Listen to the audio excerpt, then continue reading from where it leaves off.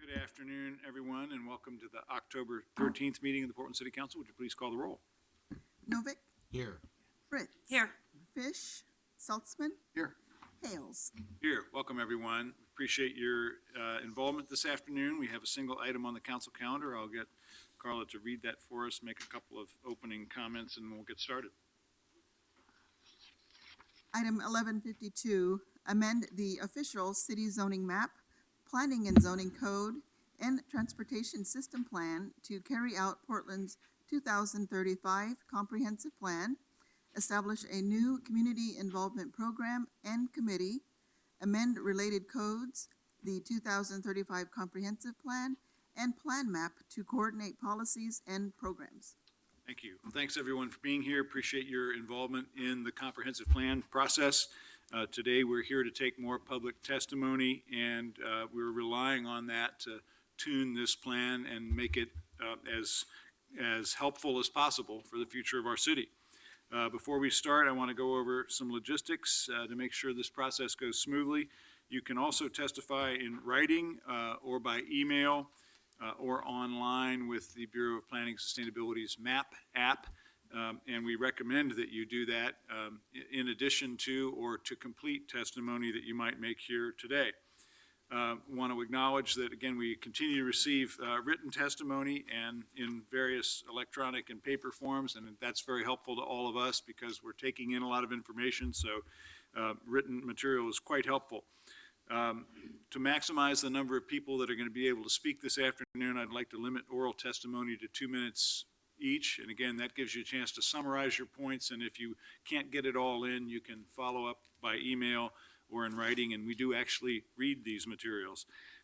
If you're testifying about a specific property, please, if you can, don't forget to tell us the address, just so we can note that in our own notes that we're taking as we go along. The content of your testimony is more important than the number of people who say it. So if you're here with a cause or with a concern in the community that has a lot of others in it, it's particularly helpful if somebody summarizes that and people indicate that they're on board rather than that we hear the same thing 20 times. Again, we're going to try to hear as many people as possible today. And I know we have about 30 people who signed up last week because we had a hearing then, and we're going to take them first. I don't believe we need to take any staff presentations before we start, right? We did that the last time. We have a work session scheduled for October 25th to discuss testimony and identify potential amendments that one or more members of the council are interested in. And then there's a hearing tentatively scheduled for November 17th to allow you to comment on the amendments that we do propose, and obviously keep an eye on our city calendar through the council calendar to make sure that that's the date we stick with, but that's the date we have in mind, November 17th. So with that, unless there's anything else I've neglected to include, we'll go back to the testimony list, which was not completed last time, and start where we left off. I show 12 people have come back. The first three are Theron Park, Michael Robinson, and Richard Uren. Welcome. Good And they'll be afternoon. followed by Mike Connors, Bob Schatz, and Tim Ramus. Great. All right. Good afternoon. Good afternoon, Mayor Hells and City Commissioners. I'm Theron Park, Chief Exec of the Delivery System for the Oregon region, which includes 8 hospitals and our outpatient services. This testimony is specific to Providence Portland Medical Center. We have been successful in reducing our single occupancy vehicle rate from 88% to 68% over the last couple of years, and we remain committed to that work. However, our future is dependent on flexibility within the TDM strategies and what is effective for our campus. Operationally, that includes how we partner with public transportation, our neighborhood associations, with the city on how we implement the TDM. If the city adopts a TDM strategy that requires pay to park program, that could have a negative effect on our operations, on our partnerships that we currently have, and most importantly, on our caregivers. A requirement to pay to park could affect and will affect our lowest wage caregivers that we have at Providence Portland Medical Center and would affect them the most.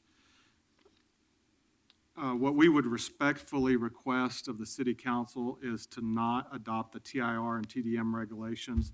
A complete package, including the administrative rules, should be made available on the TDM regulations for hospitals, and we would like the opportunity to review that for public review and comment. Thank you. Thank you. Thanks Could you very just much. tell me where is that regulation about pay to park? Whereabouts is it found? You want me to Turn answer? that to Mike. Michael can probably. Go ahead. Yes, sir. I'll do that. Good afternoon, Mayor Hills, members of council. My name is Mike Robinson. I'm here on behalf of Providence. And can I step back to my chair and I can tell you exactly where that regulation is? Sure, Do you mind? sure, I'll be right- please. That'd be Thank you. helpful. You can let the time run. No, that's all right.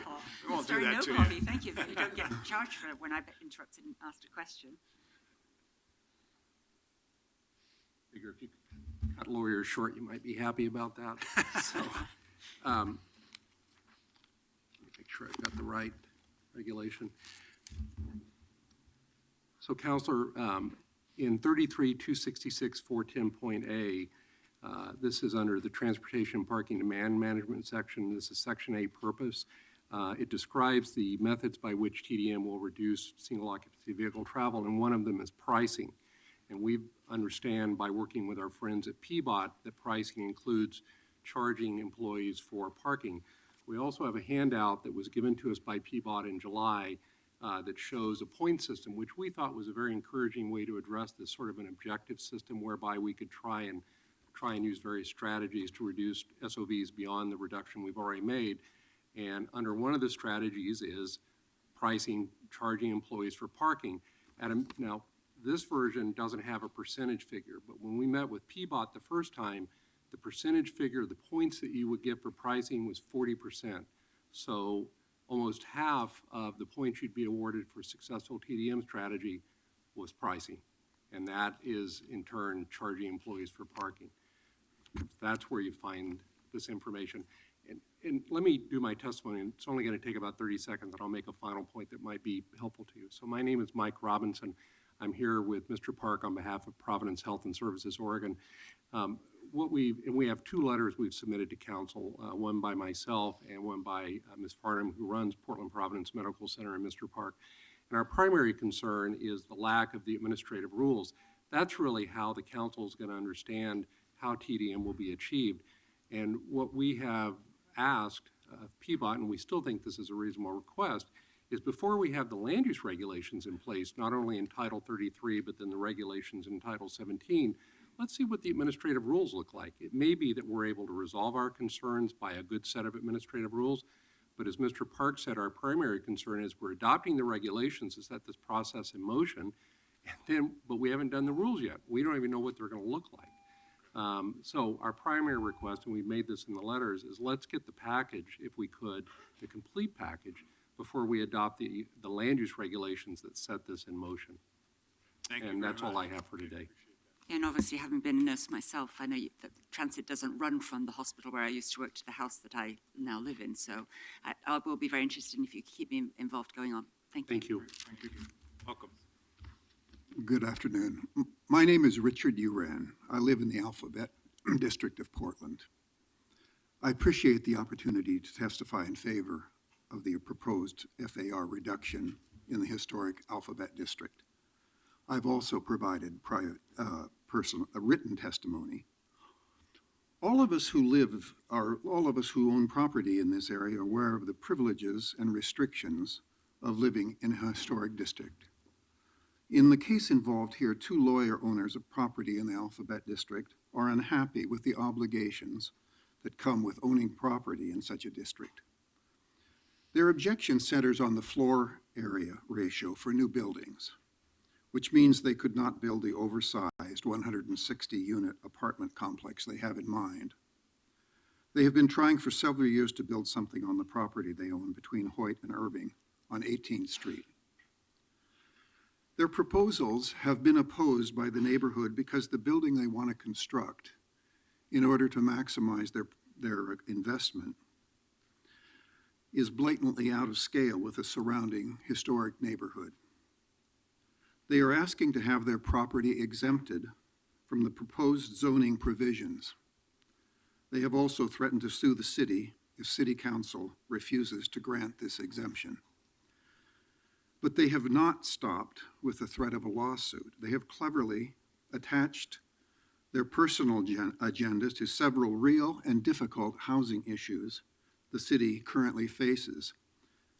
They have woven the desire for personal gain into a narrative of affordable housing, gentrification, and not in my backyardism. Because these are high-level housing agenda issues, their efforts have fallen on receptive ears. They have been able to enlist media outlets and 2 respectable nonprofits to spread misleading information under the umbrella of their chosen narrative. I want to ask you to wrap up soon, and you can Yes. always give us the rest of your written Right. testimony. Several examples of misleading information are included in my written testimony. Threats and misinformation are not unique in public discourse, but it is our hope that your decision about this issue will be consistent with the provisions you adopted in June and not with the individuals who are asking for what amounts to a spot exemption for their property. Thank you. Thank you very much. Thank you all.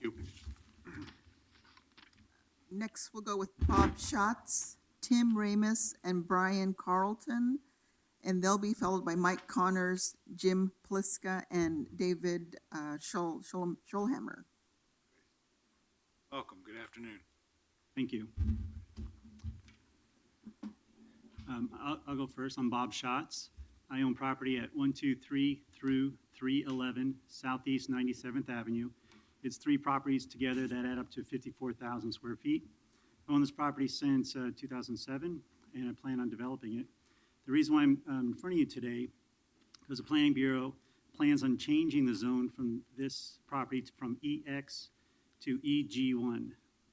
In doing that, in the EX zone, I am allowed to build apartment buildings and retail space and commercial buildings. In the EG1, I am not allowed to do that. I'm currently building the first of 6 buildings. By making this change, I won't be able to continue. This is what I do for a living. I own apartments, I rent apartments. I don't know anything about industrial land. I didn't buy this property to be an industrial manager. I urge you to not allow this change to happen. I'm 51 years old. I've been working since I got out of college to get to this point, and plan on spending the next 10 years developing this property to very nice apartments and mixed-use buildings. This is planning to be my retirement. I'm going to hand this down to my kids in time, but if it gets changed to industrial, I just don't know what to do. I'm going to have to probably sell it and start over somewhere else. So I urge you, please, to let it stay the zone that it is. That was 123 to 311 Southeast 97th? Yes. 97th. Okay, just want to 97. make sure I heard that right. Okay, Okay. thank you very much. Thanks. Good afternoon. Mr. Mayor, for your record, Tim Ramus, thank you for the opportunity to comment on the request to finally conform the zoning on a property in Sylvan to its comprehensive plan designation. The address is 2 properties, 1434 and 1512 Southwest 58th. I have two short comments I'll make based upon the letter I've submitted.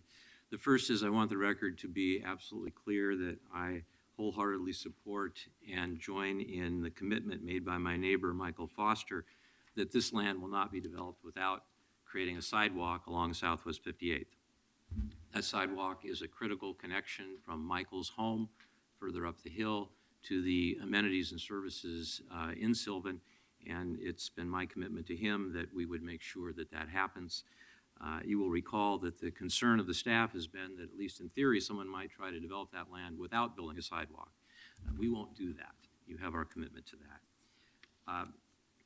Second, even without our commitment to get the sidewalk built, you have every ability legally to impose the requirement. You've seen photographs of the other projects in the area which have extended the necessary sidewalk network along the street, and I've provided with my letter excerpts from the record of two current projects which are in development and in development review, both of which have been conditioned to build sidewalks on 58th. No objection from the developers. Clearly, the city has the ability to require it. Thank you. Thank you. Welcome. Thank you. Mr. Mayor and members of the City Council, my name is Brian Carlton, and I apologize, I'm going to read just to stay on task.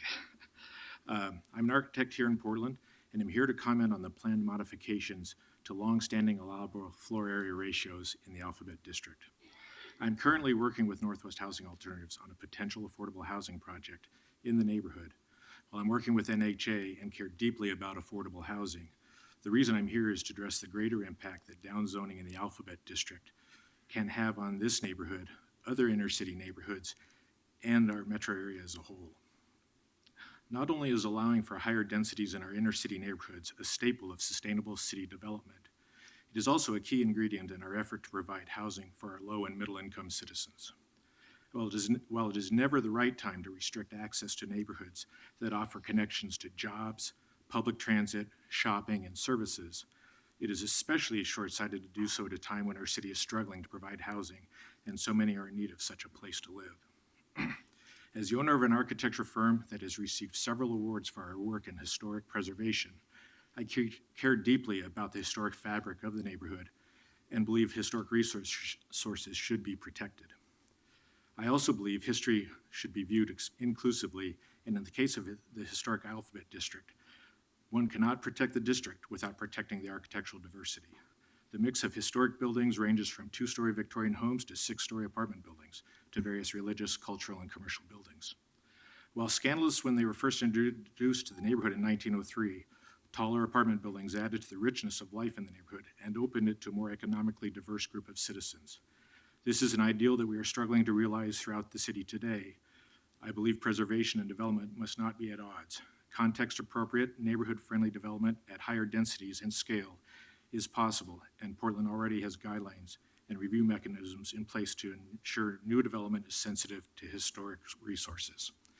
And I'll cut off here, but also we did submit written testimony, and within that written testimony, we actually did some analysis on what we consider available land for development when we cut out historic resources and newly developed land and that type of thing, and feel that that there's actually a very limited opportunity to overwhelm the neighborhood, so to speak, and that the 4-to-1 ratio, FAR ratio on the available land is appropriate for the context of the neighborhood. Thank you. Thank you very much. Thank you all. The next three are Mike Connors, Jim Pliska, and David Scholhammer. And they'll be followed by Ellen Burr, Christy White, and Kathy Birch.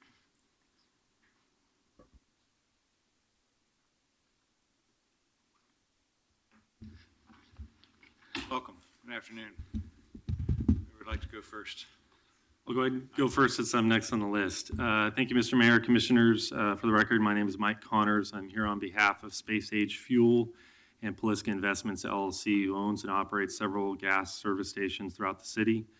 We're here to submit both oral and written testimony in opposition to the Planning Commission recommendation that all drive-through facilities east of 80th Avenue be prohibited and all existing facilities be rendered non-conforming uses.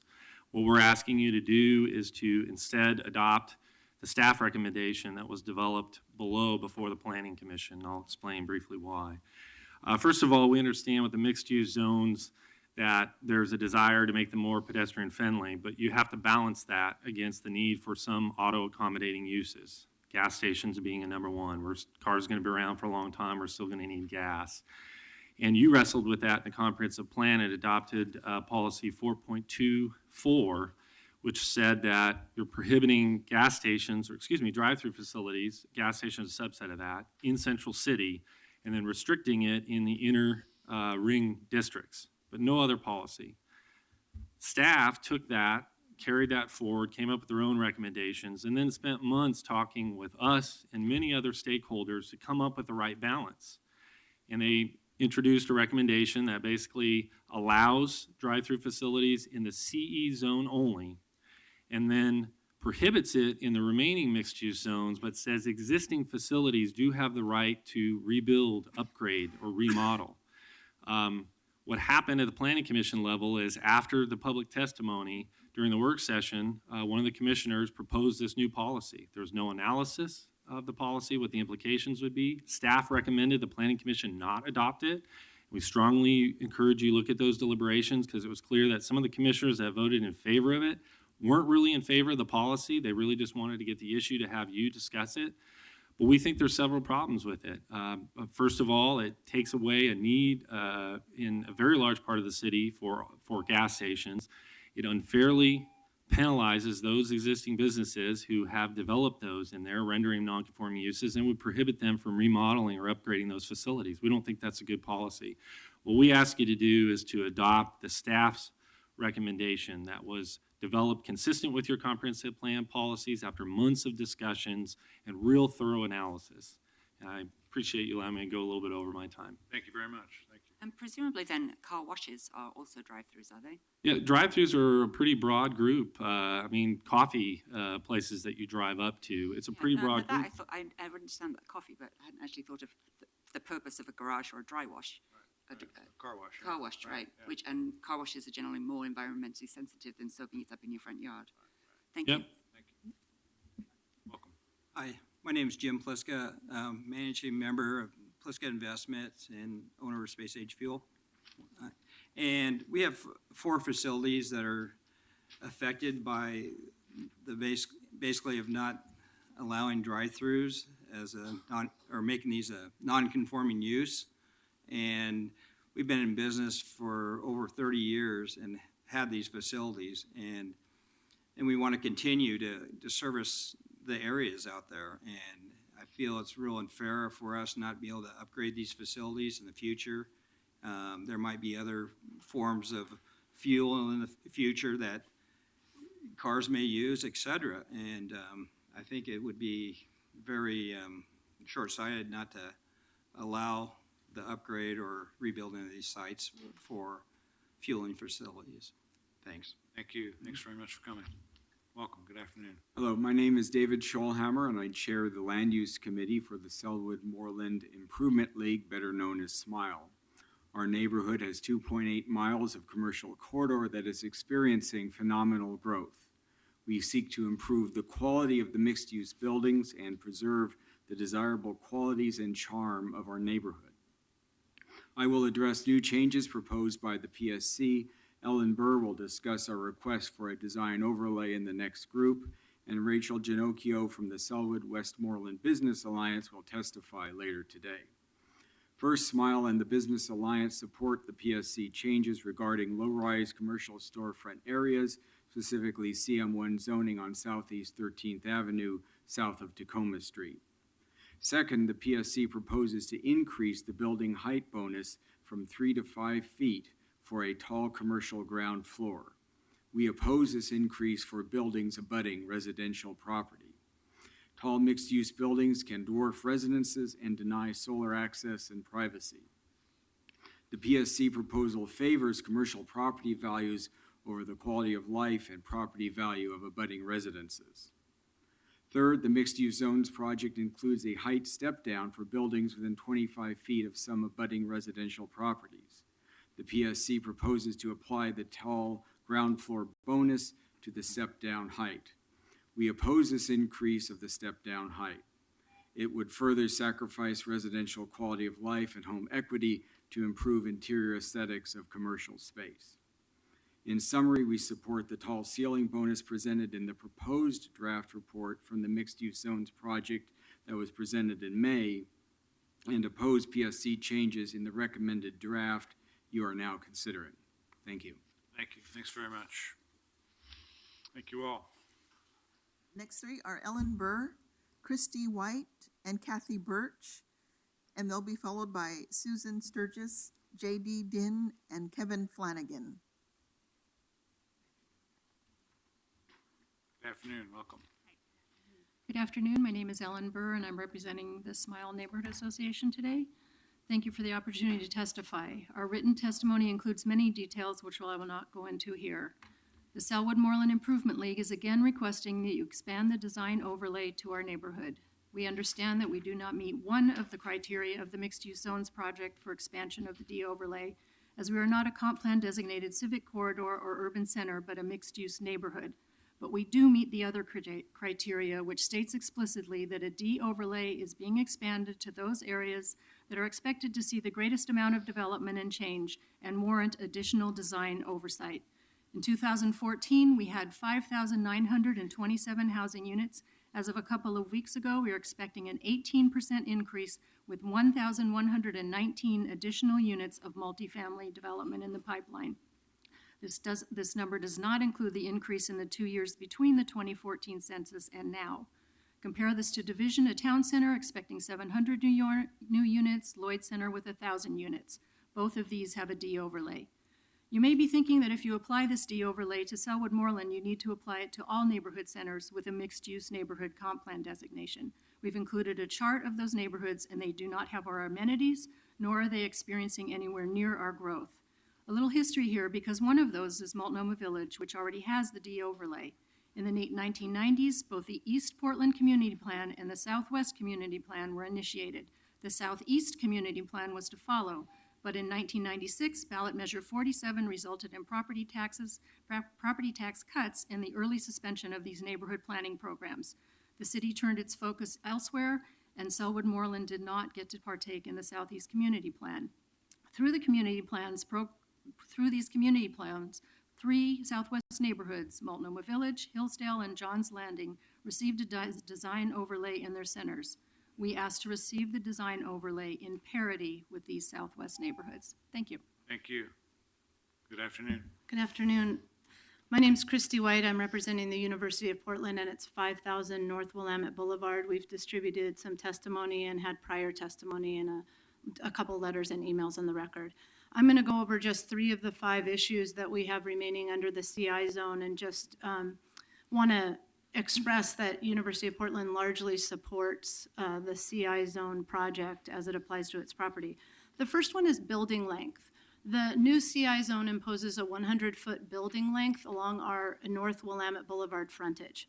We have just completed our first dorm project along that frontage and did it under the design standards that were adopted under our conditional use master plan. And those design standards were endorsed and approved by the University Park Neighborhood Association.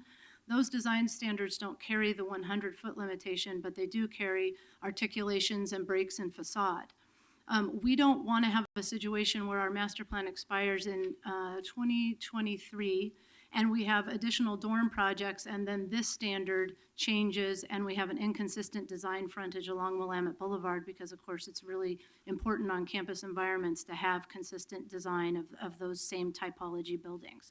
The other thing is that if we applied the 100-foot break to the current dorm project, we would have lost 52 double occupancy dorm rooms, which would accommodate 104 students that would then be living in the neighborhood and under our student enrollment. Those neighborhood associations and neighbors would rather have those students on our campus. The 200-foot building setback. There's a 200-foot building setback imposed, and I think this might be unique to the University of Portland. I'm not sure, I didn't check for the other colleges, but it looks like what it's doing is just taking our current master plan provision where there's a no build area because there's fields currently located there, and putting a 200-foot building setback on. So what that did was convert a 10-year condition to a permanent condition under the CI zone and provide a big gap in our frontage over the long term, and we'd like that removed. but still apply all our design standards to the frontage. And if I could just take a few more seconds, thank you. The last one is on the CI boundaries. The CI boundaries currently don't include all of the properties that are in our conditional use master plan boundary. So McCormick and Baxter site is in our master plan boundary. It was planned and evaluated under that master plan boundary, but it's not in the CI boundary, which would mean that we later will have to do a type 3 amendment process to include properties that are already in our boundary and be able to develop them. And we think every property that's in our CI boundary should also, or sorry, our master plan boundary should be in the CI boundary. In that case, the property is in the master plan and under the university's ownership, right? It's not. It isn't yet. So there's a master plan condition that says it's in our boundaries, but we're not allowed to do anything on it until we own or control it. Okay. Though it's been planned, it has FAR limitations, it had traffic studies associated with it, but we just can't do anything until we own it. But you don't own it yet. We don't own it yet. It's just in the boundaries. Yeah, that's right. All right, thank you. Thank you. Good afternoon, welcome. Good afternoon.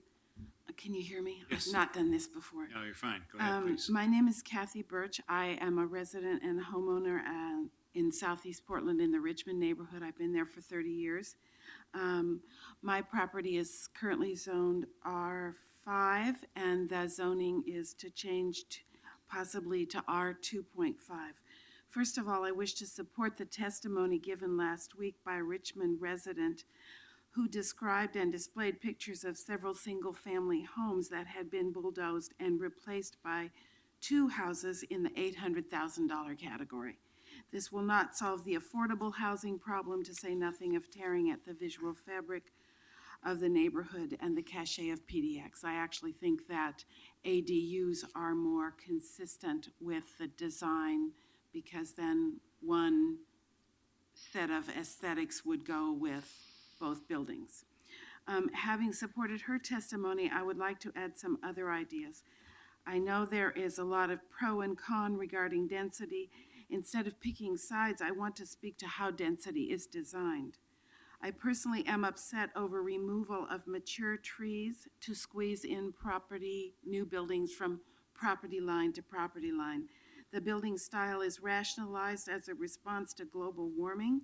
Within a mile or so of my home, many mature trees, which have served to clean the air, cool the hot sidewalks, take up water for free, unlike the fancy swales we're busy building, and finally visually grace the neighborhood. Woo. I guess I better scurry ahead. I would also like to refute the idea that minimum parking in new apartment structures is a bad idea. According to people that I heard last week, having a parking place for one's car necessarily incentivizes one driving it into the downtown. My son and his girlfriend are 25. They ride their bikes to work, but keep their old car for weekends to go and do all those things that Oregonians like to do outside. I would have to say that saying that one will stop people from having cars by denying them parking is kind of like suggesting that we curb teen pregnancy by forbidding the sale of condoms to people under the age of 20. Thank you very much. Thank you. That's got to be the best metaphor we've heard this week, I think. All right. The next 3 are Susan Sturgis, J.D. Din, and Kevin Flanagan. And they'll be followed by Cindy Idler and Jeff Cole.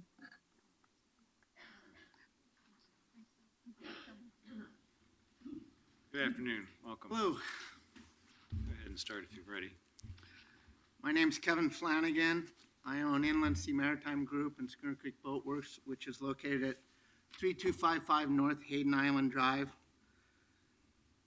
Mayor Hales and City Council members, thank you for allowing me the time to address the City Council today on this important issue. My testimony will focus on the I overlay zone on Hayden Island in the comprehensive plan.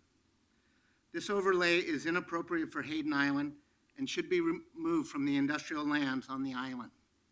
Hayden Island does not meet the criteria of the overlay. Namely, we have no railroad access.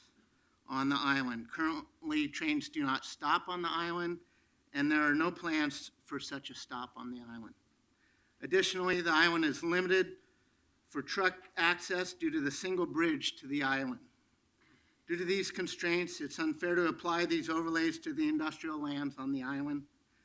This is the gateway to the city and needs to remain flexible in the zoning to accommodate future developments.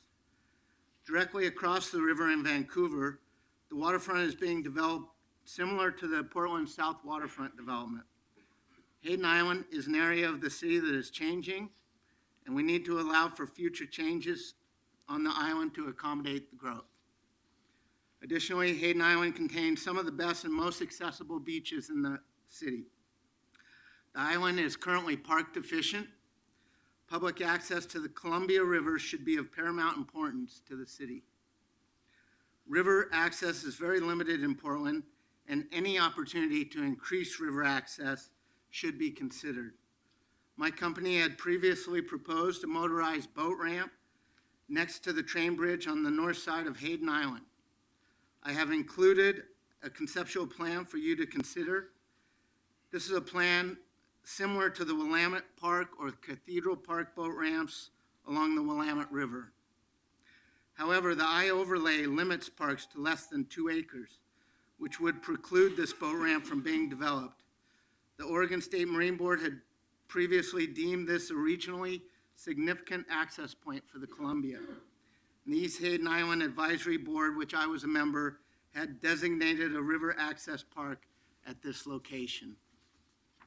For these reasons, I ask the council to remove the I-overlay from the industrial lands on Hayden Island to allow for future growth and development and give our residents greater access to the city's greatest asset, the Columbia River.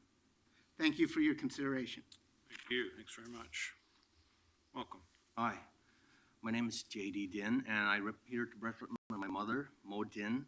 Her current block zone is R1, and it's proposed change to a EG1. Where's this located? Sorry? Where's this located? On Southeast 82nd, between 82nd and 83rd Avenue, between Bybee and Glenwood Streets. And it's a small block, and the prospect of an industrial interested in going there is kind of slim. But the change has already been made. So we're concerned, the number one concern is the property tax. Would that change it for her under the new designation? And that's the bottom line, because I submitted her letter of concern to the testimony sites email, and so she just wants assurance from the city to protect her neighbors and herself in this situation from higher taxation, because they're in a fixed pension income. They budget their expenditures, and then they whatever's left, they try to make enough to pay for their property tax, and that's the concern we have. And if the city can represent us in that way with empathy, we much appreciate it. Have you tried approaching the Multnomah County?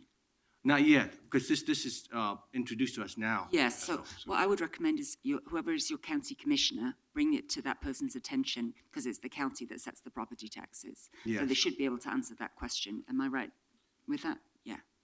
So we try and stay out of the whole property tax thing, but if you were to ask Multnomah County's tax assessor and maybe get your county commissioner involved, I think they could probably give you an answer. Well, and does your mother live on the property now, or? Yes, she's lived on the property for 18, 20 years, along with the neighbors the same amount of time.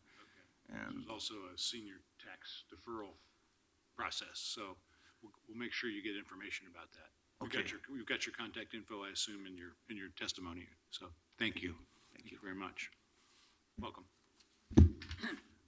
Hello, my name is Susan Sturgis, and I've submitted some written testimony regarding the proposed FAR change in the RH zones in the Alphabet Historic District. I just wanted to make one short point out of what I wrote in the written testimony, and that is that if you have trouble deciding about the 4-to-1, the 2-to-1, there are other options available, such as a 3-to-1 FAR with a 60% lot coverage. So the earlier FARs, the 2-to-1 and the 4-to-1, have an 85% lot coverage.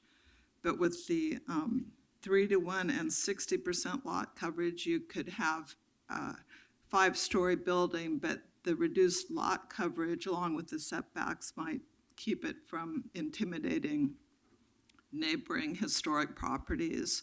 I think this change was just made in August, and so I didn't really have time to catch up with it and to do a lot of thorough research on my own to, really deeply evaluate the situation.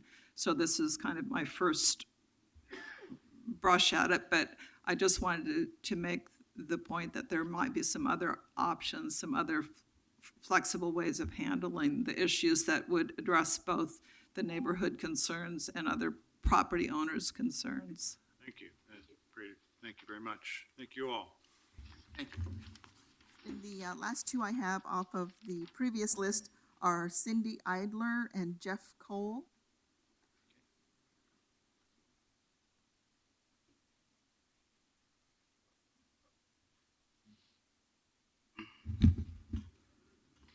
Good afternoon. Good afternoon.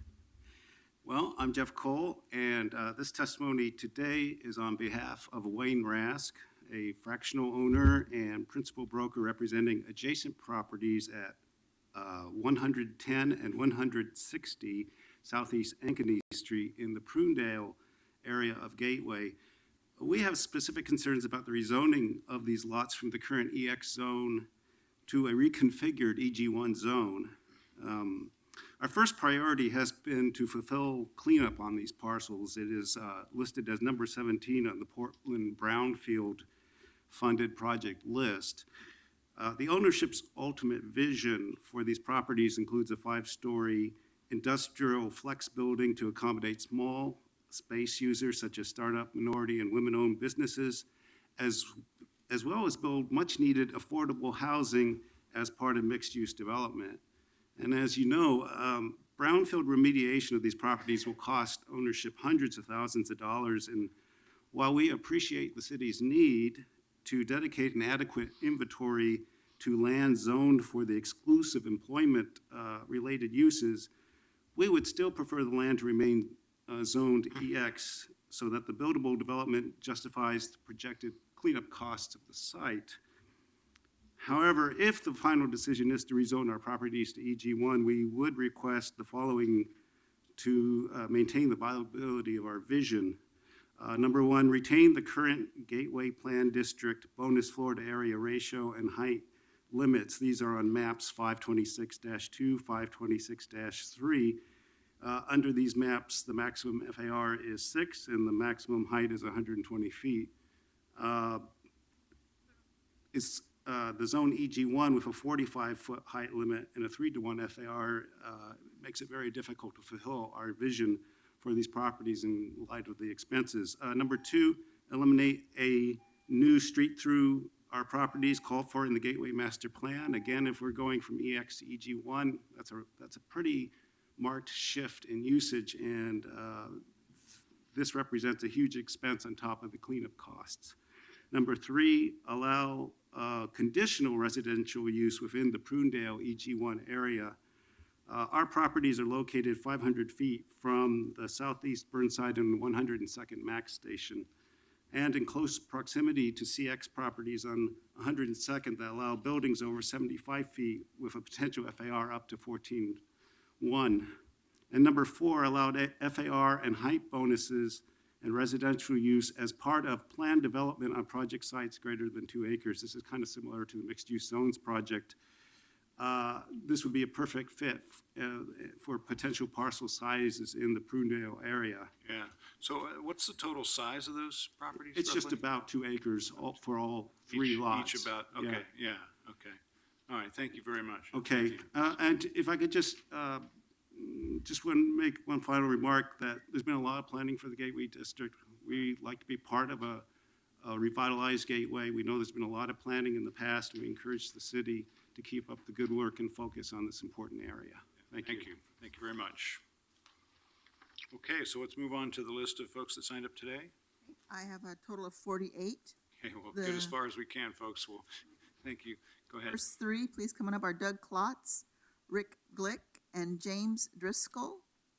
And they'll be followed by John Calhoun, Brian Dapp, and Isaac Dweek. Okay, welcome. Hi, my name is Doug Klotz. I'm a Richmond resident.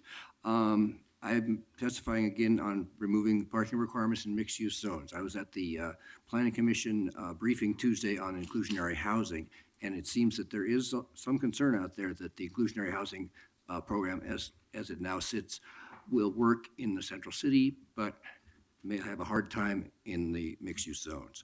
And that's partly because there's a full property tax exemption in the central city, which there's not going to be in mixed use. So I'm thinking, and I think some of the planning commission members are thinking the same way, that the removal of the parking requirements in mixed use zones would help that, to help, allow for more affordable housing. Upzoning from R5 to R25, I support the upzoning of all the areas throughout, mostly southeast, where the comp plan designation has been R25 for decades, and now the Planning Bureau has studied them and decided which areas could be upzoned to R2.5. I support that. The ground floor height bonus that the Sellwood neighborhood spoke about, I support that bonus, which allows for taller ground floors and gives you an extra 5 feet on the height of the building, but also an extra 5 feet on the step back, because it wouldn't make sense to have the floor plates all jog back down at the rear to accommodate, not have the additional height there, but have it on the main part of the building. I support the major city bikeway designation on Northeast 7th from Broadway to Sumner. I support keeping the FAR at 4-1 in the Northwest Portland RH areas. I know it's difficult to work with historic designations and a high FAR, but I think we need to get the density in that area. It makes the most sense to have that density there. I do oppose further downzoning in Multnomah Village. I think that staff came up with the blocks where it was really critical, and we need to get the density there too to have some sort of a center in Southwest. I also support CM2 at 60th and Belmont and at Hawthorne and 50th. Thank you very much. Good afternoon. Afternoon. Mr. Mayor, members of the council, my name is Rick Glick. I live at 4830 Southwest Dosh Park Lane, and I'm here today with several of our neighbors to discuss the removal, we urge you to remove segment 3892 from the major public trail zoning map. That's Southwest Dosh Park Lane and Southwest Campbell Court. We submitted a letter from the Homeowners Association and from almost all of the residents within the neighborhood. Our point here today is that these streets are private roads, always have been. The city did not construct them, does not pay to maintain them.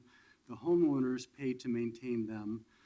In the mistaken belief that they were a city street, the Southwest Trails Organization put up signs guiding people through the neighborhood, which has resulted in a noticeable increase in vehicle and foot traffic through, as people use it as a shortcut, which was not our intent. We approached city staff with this issue. Staff confirmed that there is no public right-of-way and arranged for the signs to be removed. I want to express appreciation for the courtesy and responsiveness of city staff in helping us to work through this problem. I want to leave you with the thought that this is not just a line on the map. This designation has consequences. And if you look at the September 16 notice, it says that this line on the map could affect future uses, it could affect the value of the property, and it could be a marking of a future easement acquisition by the city. Our homeowners are not interested in an easement and would oppose imposition of one. Thank you so much for the opportunity to comment today. Thank you. Thanks very much. We got your written testimony as well. Afternoon. Good afternoon. I'm Jim Driscoll, and I'm sort of the institutional memory for the Dosh Estates Homeowners Association. By way of background, my wife and I live in a house at 4825 Southwest Dosh Park Lane. We also own the adjacent unbuilt, undeveloped lot in Dosh Estates. I was one of the original, I was the original owner in 1978, one of the developers. And in 1978, we worked extensively with the city planning staff to design a planned unit development, one key feature of which was that the roads in there would be private roads. We did that because, at least at that time, as a private road, it only had to be 28 feet wide. A city street had to be 44. There was no way to snake a road down through that property without taking out many, if not all, of the large specimen trees that were on the property. Those trees had historic significance because Henry Dosch was one of the pioneer horticulturalists in Oregon, and that was his residence. And many of the trees had been planted either by Dosch or by the original homesteader, Albert Kelly. We wanted to keep those trees, and we couldn't do it with a city street.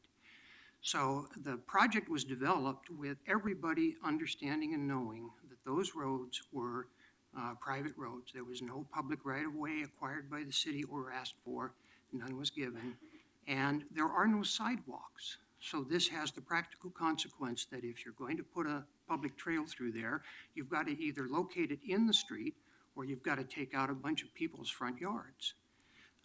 If you put it in the street with a 28-foot wide street, there's no room for cross-traffic for cars to travel in both directions on the road if you've designated 8 or 10 feet of it for pedestrian. So as a practical matter, there's no place to put a trail.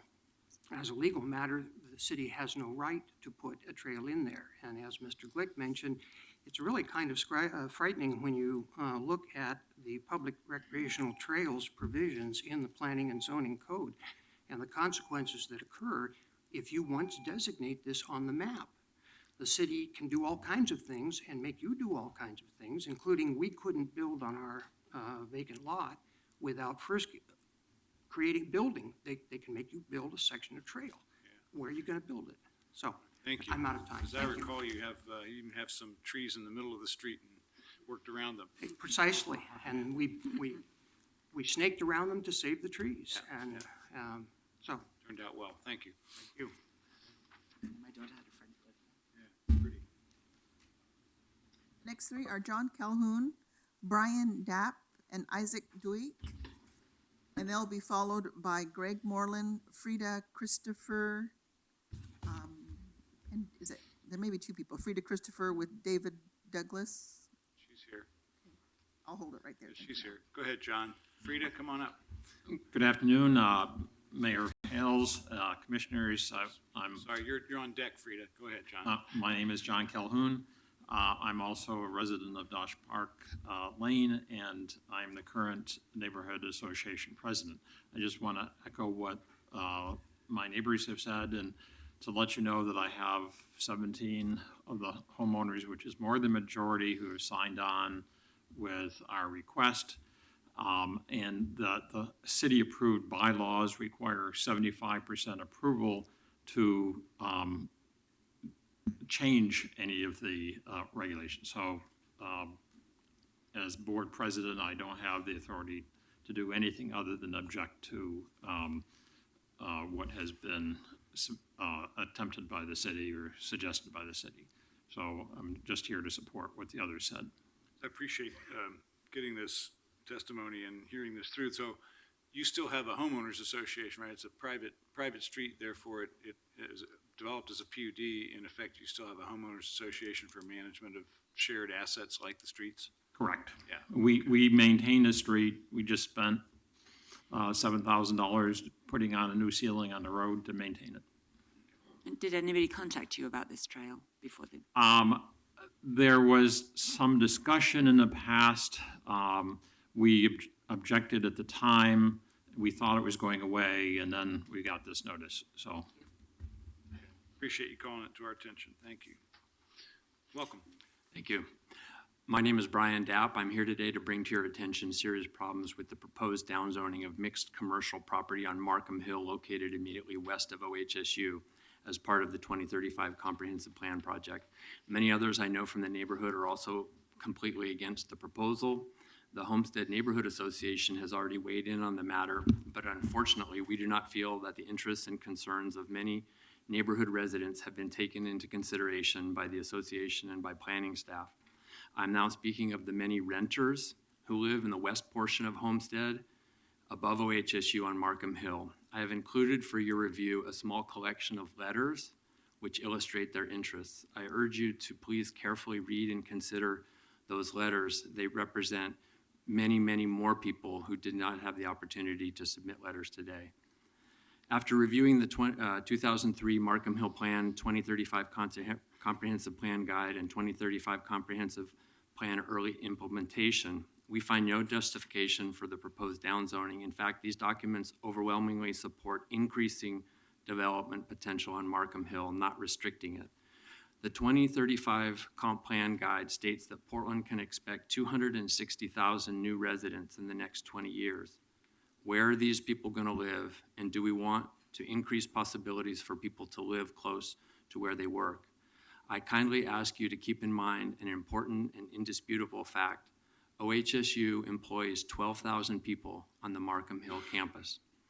In light of the following circumstances, we believe that the proposed downzoning will have an overwhelmingly negative impact on our neighborhood and on our city. Portland faces an unprecedented housing shortage. I'm going to skip ahead since I'm running out of time. We feel that the proposed downzoning will only exacerbate the problems of which you are already aware, so we urge you to please either amend the proposal or reject it. I would be available to consult with you or any of your staff at any point in the future to better explain the concerns of people who live in our part of the Homestead neighborhood should the opportunity present itself. Thank you very much. Thank you very much. Appreciate the letters and the testimony. Thank you. Welcome. Good afternoon, Mr. Mayor, City Commissioners. My name is Isaac Dweck. I am the homeowner and resident of 7008 Southwest Capitol Hill Road in Southwest Portland, zip code 97219. Just here, I have missed the window of opportunity for the comprehensive change in planning, so I'm here to submit and make my case for the change should you consider new adoption, whether prior to the implementation or in any near future. And I have made a plan to make it simple and fast, since I don't have time for all this. This is my property, and it is surrounded by, on the north of it, it's an R1. My property is zoned R7 currently. The one north of me is an R2, which been like that for over 40 years. The one surrounding me, whether on the east side or the north side, they have been adopted to an R1 and R2, which leaves me an R7 just by myself. If the zoning stay the way it is, it will really diminish my home value. And there will be very minimum impact should it be adopted or changed to an R1, which that's what I wish it to be, or at least R2. In that particular area, it's a really very low density and in dire need of additional, more affordable homes. One particular point I really would like to make, I know the time is over, it is in a close proximity to the Jewish temple, which is, if anybody knows about the Jewish faith, one of their requirements is to be on foot. So it is a real dire need for extra, additional, more affordable homes. So thank you. Thanks very much. Did you give the Planning Bureau staff a copy of that? Or? I am going to leave this, Okay. and I will be emailing a testimony for all of you. Great. Thank you for making it nice and large so people at home could see it as well as us. That's Thank very you clever. very much. Very helpful. Thank you. Thank you. The next three are Greg Moreland, Frida Christopher, and we'll go with Jim Labby. And then they'll be followed by Kawana Floyd and Steve Strander and Justina Demesco Hernandez. Welcome. Good afternoon. Good afternoon. My name is Greg Moreland. I own a property on 14716 Southeast Powell, about Powell on 147th. I also own the property behind that. I bought this this is being changed. This property's in a very small pocket, a long and thin pocket with about 60 houses on Powell, most of them very close to Powell. I bought this bare lot with the intention of building a 12-plex there. I can bring access from behind on Rhine, which is really, really handy. This particular property wouldn't make a whole lot of sense to build a single-family house there with the expense of bringing access from Rhine. So that is really, I just have a really narrow interest here that revolves around that. And what's the proposed zoning at this point? It's R2 now, and it's being proposed to move to R5. And again, it's in a very small pocket that, I don't know, 60 houses or so, or 60 lots. All right. And as a bare lot, I bought this as an investment, and this was really the no-brainer thing to do would be to build a 12-plex there. So, and the zoning, I don't know if I can make it by the time the zoning comes around. I don't know if I can get my ducks in line. Yeah, okay. All right, thank you very much. Thank you. Welcome, good afternoon. Afternoon. For the record, my name is Frida Christopher, and I'm a member of the David Douglas School Board. Superintendent Richardson sends his regrets. He was unable to make it today. But we wanted to thank the City Council and their bureaus for engaging in conversations with the David Douglas School District to address our critical infrastructure needs relating to school capacity. We have completed our facility plan with the needs of our districts over the next 10 years, which include building 2 new elementary schools. But we would especially like to thank the Bureau of Planning and Sustainability for their collaborative approach in recognizing how population growth can impact school capacity and the district's goal of providing high-quality education opportunities for students now and in the future. The miscellaneous zoning amendment package in the comp plan has given the school district the ability to review and deny 11-plus lot land division applications and zone map amendment applications.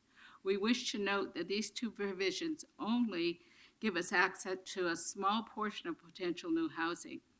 There is much more potential new housing in the mixed-use zones and multi-dwelling zones for new apartments that tend to bring higher amounts of new families and children to our schools. Currently, neighborhood associations receive notification when 5 or more unit development is being planned. They receive this notification early in the process. We feel if the school district could receive the same notification from the developer, it would be beneficial for us in a planning process.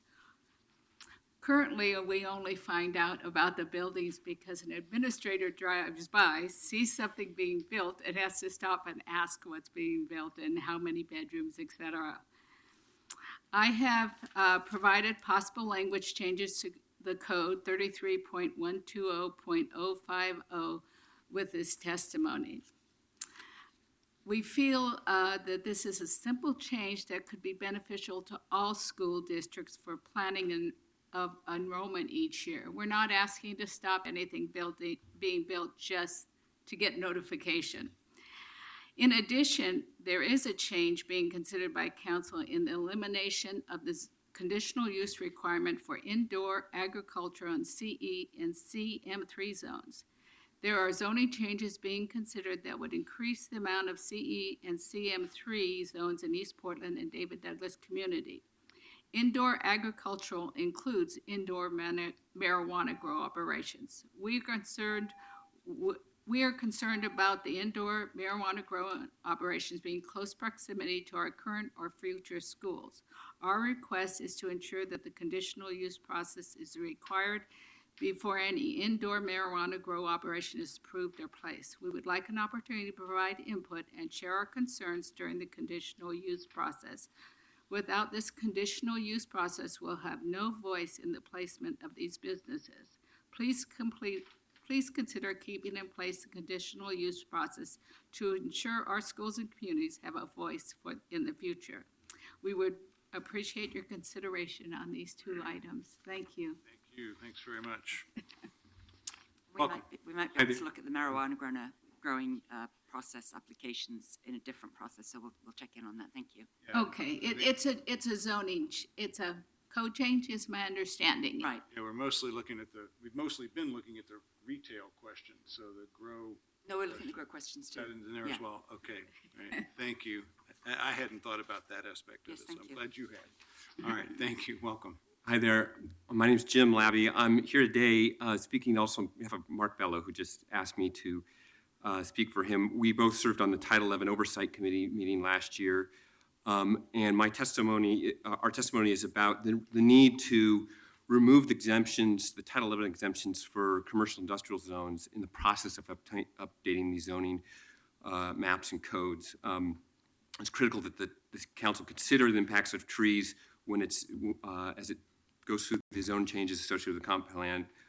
And this is a particularly important piece for a couple of reasons. You might recall that a number of commercial industrial zones were exempt from Title 11 when it was adopted in 2011, both because they might potentially limit the capacity of unemployment lands and employment land supply needs were unknown at that time.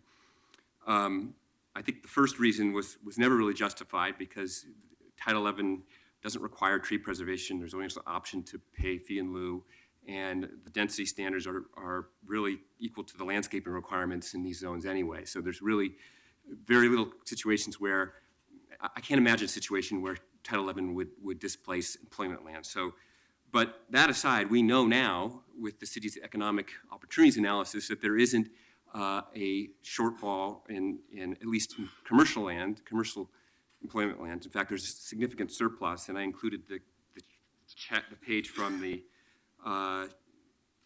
economic opportunities analysis that illustrates that. And so the other real important reason I would advocate that the council remove these exemptions is, I mean, the original vision was a citywide tree project, and it was intended to develop policy citywide. And in fact, it's exactly the commercial industrial zones and actually the public right-of-ways along these mixed-use corridors where the city is farthest behind in meeting its canopy targets for in the forest management plan, and I included that copy of the Urban Forest Action Plan that illustrates that. And I guess lastly, if you look at Vivek Shanta's research on areas where we have heat island effect, worse heat island effect, and the impacts on vulnerable populations in terms of public health, it's in the commercial industrial lands, it's along a lot of our corridors. So I think for all those reasons and probably more, it's time to remove these exemptions and apply the city code, Title 11 citywide. Thank you. Thank you, thanks very much. Okay, take the next three, please. Next three are Cuyuna Floyd, Steve Stranader, I believe is the last name, Come on up. and Justina Damasco Hernandez. And they'll be followed by Greg Astley, Jan Britton, and Jackie Strong. Hello. Hello, welcome. Thank you, Mayor Hales and members of the Portland City Council. Hello. My Pull name that- is, Pull that microphone just a little bit towards you. There you go. my first rodeo here, Yeah, sorry. welcome. My name is Kiana Floyd. I am third generation owner of Amalfi's Restaurant located on Northeast 47th in Fremont. Amalfi's has been a member of the Beaumont Business Association for 30 years. We're very, very strong in our philanthropic efforts, giving back to our community, our local schools, nonprofit organizations, and have supported many other community causes and events over the course of the years. For nearly 60 years, Amalfi's has been certainly the cornerstone of our community and of Fremont Street. We came to the Planning Commission as a unified group of 9 property owners to request CM2 zoning for our properties. However, the neighborhood association believed that CM1 zoning was better for our properties, and subsequently our request was turned down. And this is a little hard for us to understand, considering just a few doors down east of us, as well as a few doors down west of us, those properties were granted CM2 zoning.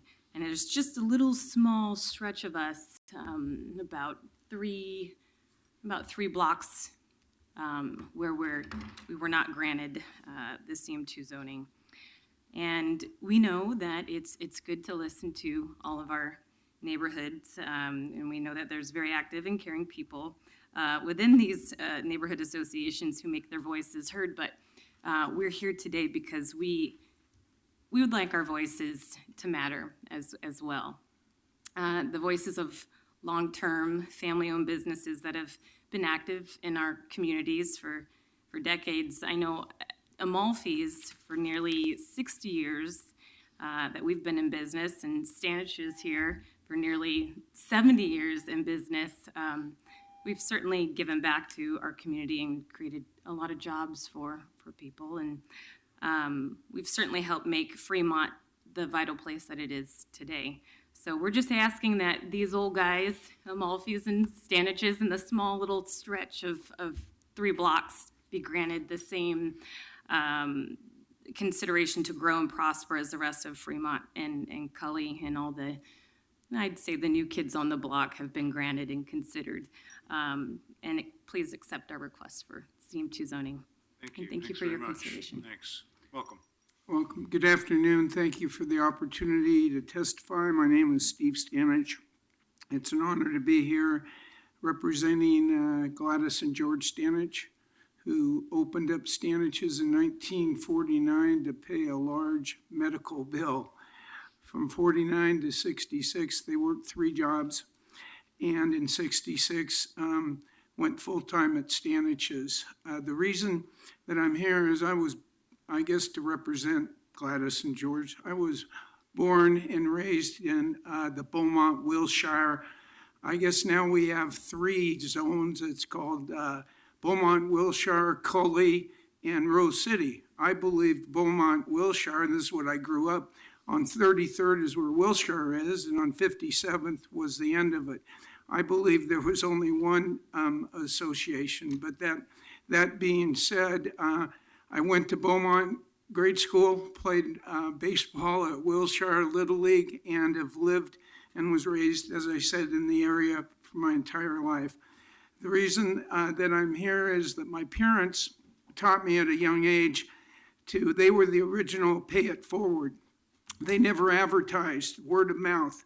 Any money they had put aside for advertising was spent on Little League teams, on high school teams, et cetera. We've had numerous Little League teams over the years since '49. In fact, over 20 years ago, Wilshire Little League field was named George Stanich.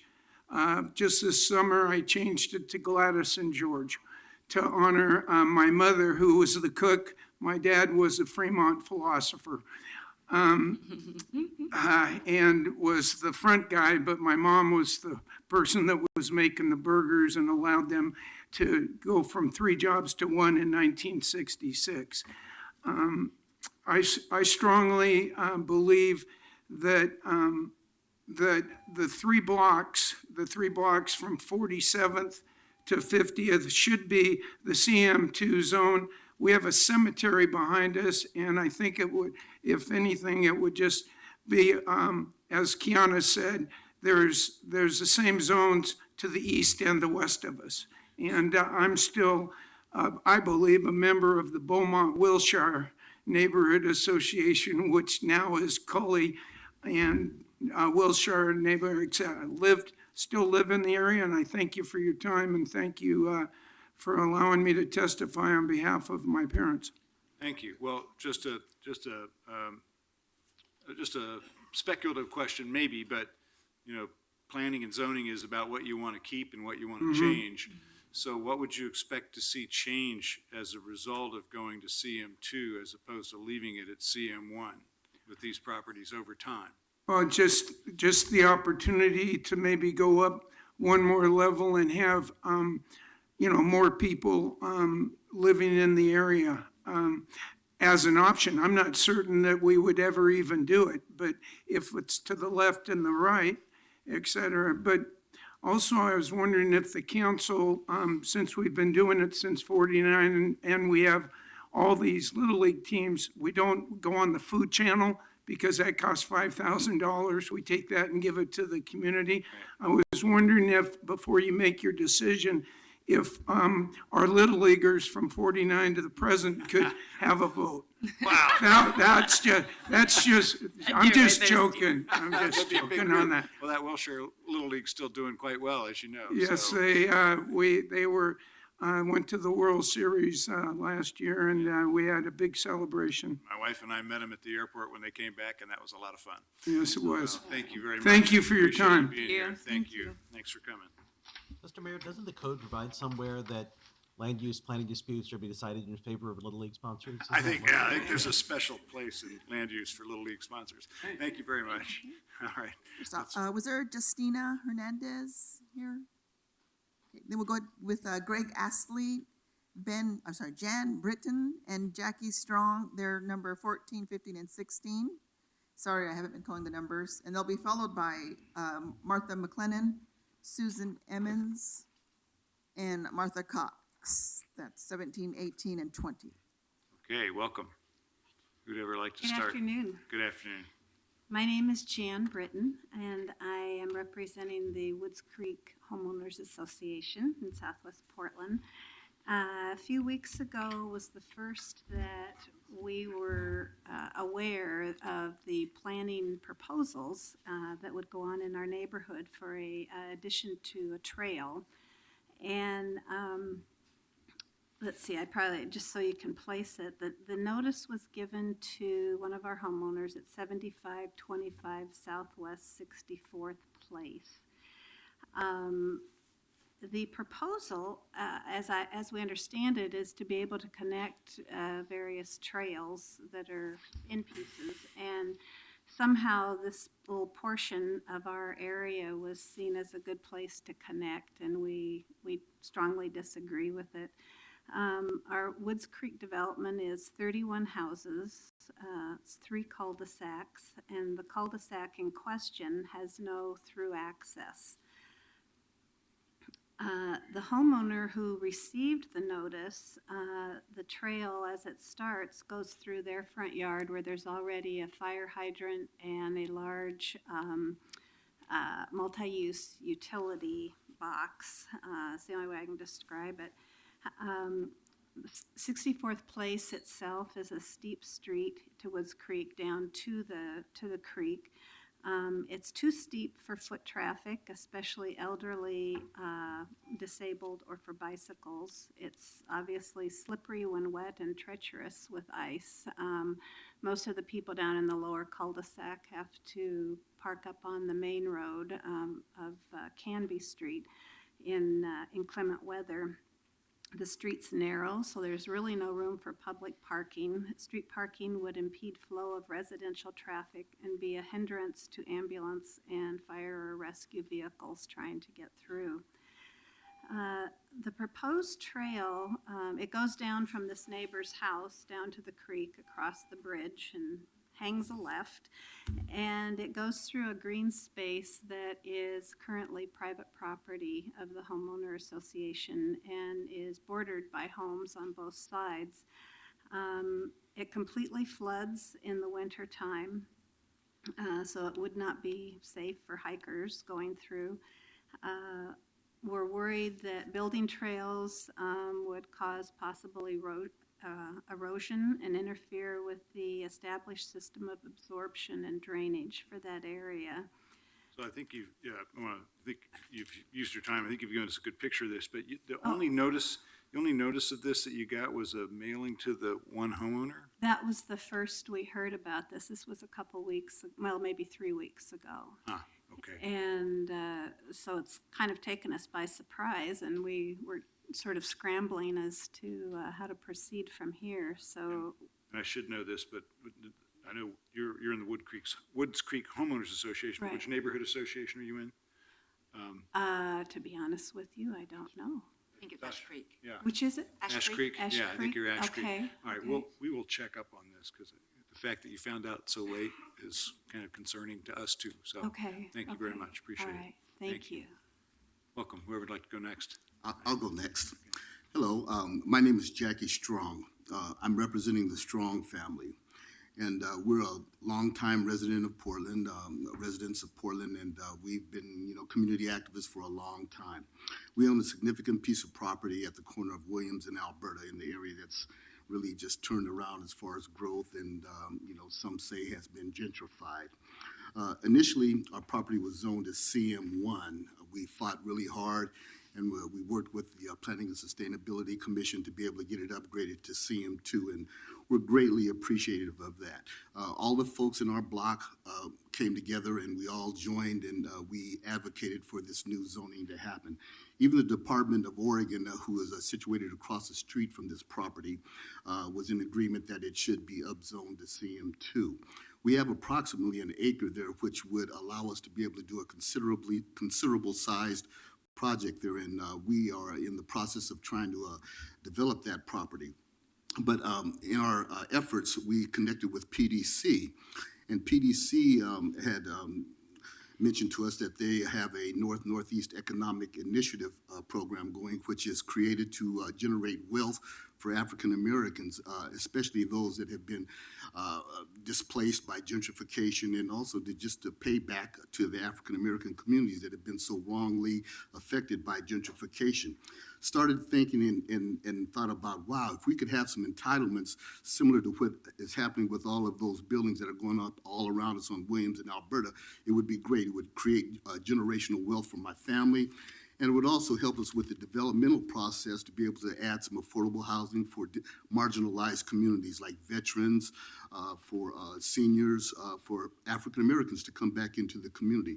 So we thought about why not come here in front of you and see if you are really serious about the city's efforts to, to combat the ills of gentrification, and see whether or not you could, with the stroke of a pen, say, okay, we're going to give you this additional entitlement. So that's the nature of my coming here to testify in front of you today as an African American and a person that's a strong advocate of reversing the ills that have happened to us from a historical perspective. And I trust that you will do the right thing. And thank you so much for your time. Thank you very much. It's currently proposed as CM1, I assume? Yes, CM1 is a current proposal, but we are asking for the additional floor. So that, Good, thank you very much. CM2, right, Yeah. thank you. Thanks a lot. thank you. Welcome. Thank you. Mayor Hales, Commissioners, Greg Astley, Oregon Restaurant and Lodging Association. I know that you've received a couple of letters, one from the National Association of Mutual Insurance Companies on the drive-through prohibition regarding to safety with bicycle and pedestrian, but also one from the United States Business Leadership Network, which happens to be a national nonprofit. 50 Business Leadership Network affiliates helps business drive performance by leveraging disability inclusion in the workplace and the marketplace. I'm just here to ask to adopt the staff recommendation on the drive-throughs that was talked about previously in April. The drive-throughs are very important to our senior and disabled communities. They provide easy access for both of those communities to important services, which does include food and beverages. And I know that there was a permitting process discussed back in April that we're amenable to, and we would like existing restaurants to be able to remodel in the future and not be non-conforming. So I'll leave my comments at that, and I appreciate the time today. Thank you. Thank you. Thank you all. Thank you.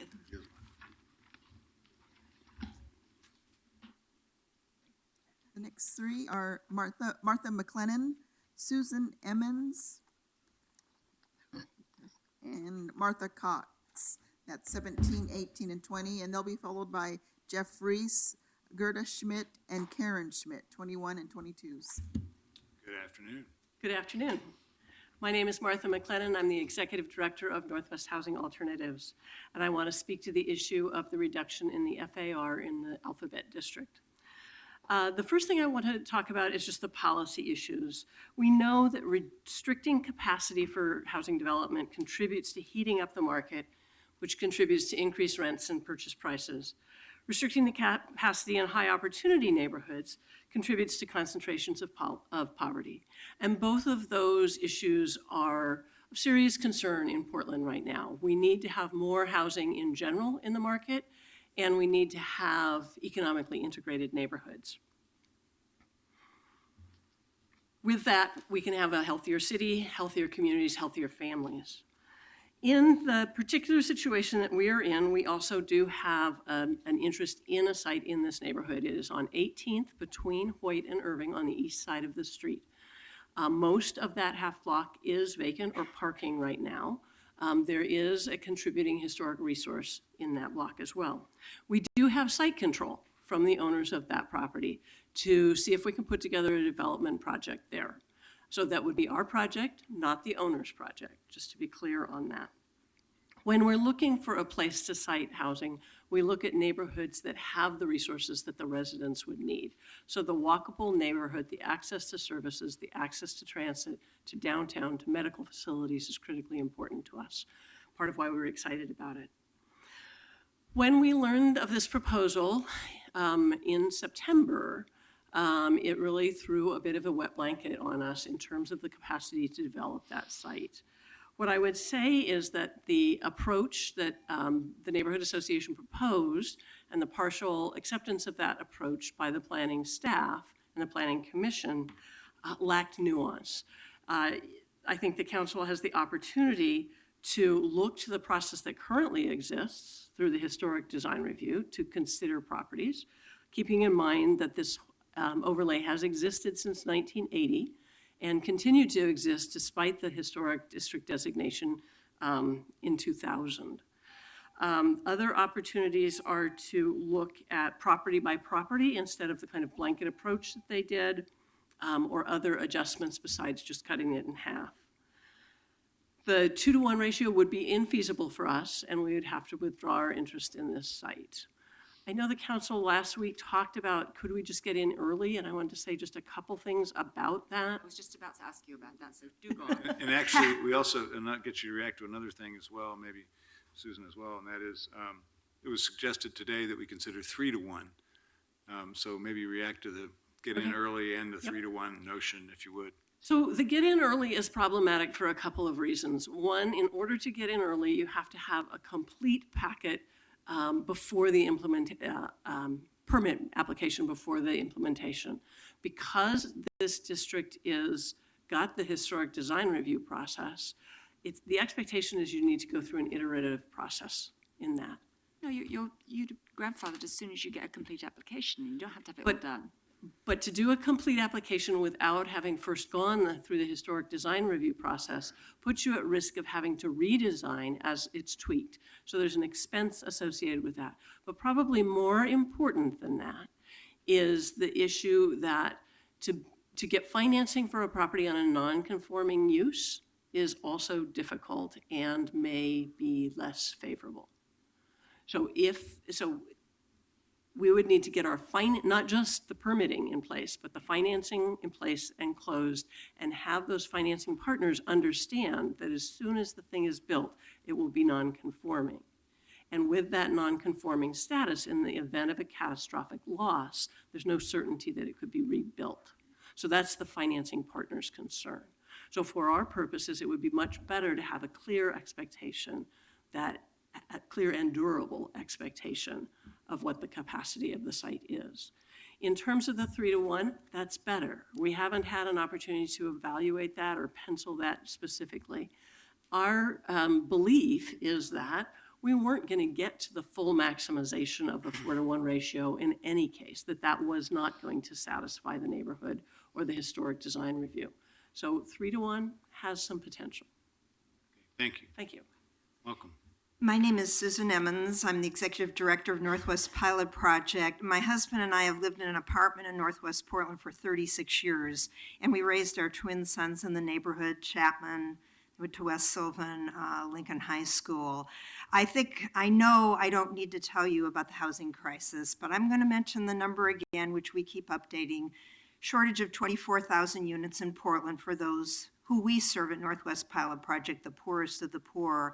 And I think it's very interesting to have a son, an adult son, living somewhere else and come and visit. We put him on a plane yesterday, one of our sons, but his shock, he hadn't been in Portland in 2 years. We usually go to visit him, What has happened in Portland, Mom? There are people sleeping all over the neighborhood. What are you doing about this? Why are there so many people out? So I'm here again to talk about the floor area ratio and this proposal to lower it from 4:1 to 2:1. We were quite thrilled when we met Mark O'Donnell. He expressed his interest and his partner Tim Ramis' interest in doing some housing, introduced them to Northwest Housing Alternatives. They do beautiful buildings. They'll do a beautiful building that's a beautiful neighbor. And they're going to do it for people who we serve, very, very low-income seniors. So it seems to me, with all that we're dealing with, and we've said we need many different approaches, a private owner making land available, one of our very best nonprofits coming together to do this. And I think the bigger issue of whether it's 3:1 or 2:1 is this a neighborhood that should have more housing, and should it have more affordable housing? Is compatibility with a historic district really defined by height? My husband and I lived for 2 years in Vienna and a year in Edinburgh, and I would say no. I love Northwest Portland. I don't accuse the neighbors of NIMBYism. That didn't come from us, didn't come from Northwest Housing Alternatives. But I really think this is a significant project, 160 units. I will really, really be disappointed if this project doesn't go through. So let me just get both of you to comment maybe a little bit further. I see Peggy Moretti is here as well. The council, I think we all are trying to find our way through this dilemma here. Obviously, we've already had one development proposal for this site that was rejected.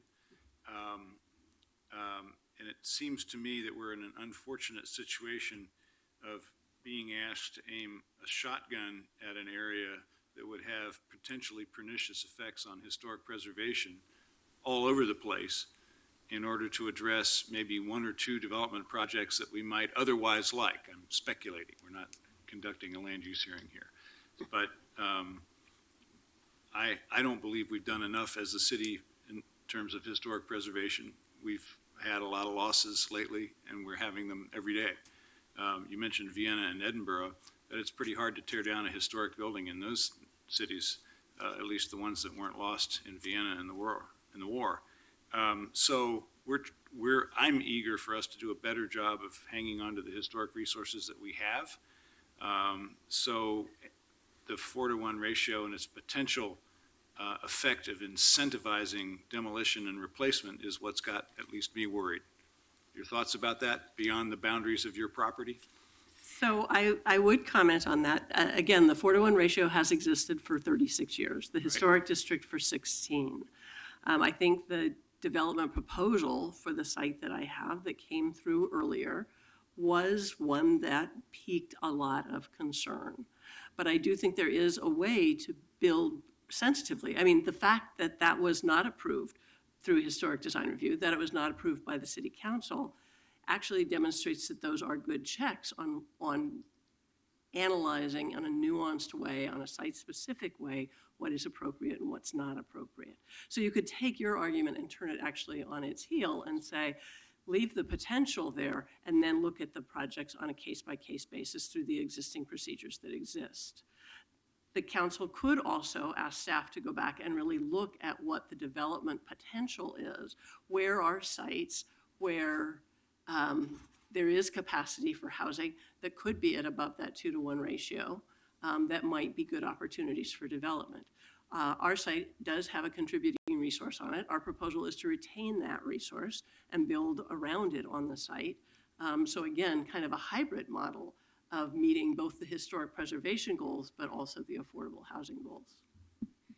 I mean, you have a landmarks commission, you have a checks and balance in place for anybody that comes forward and wants to develop and develop at 4:1, and it's fairly arduous.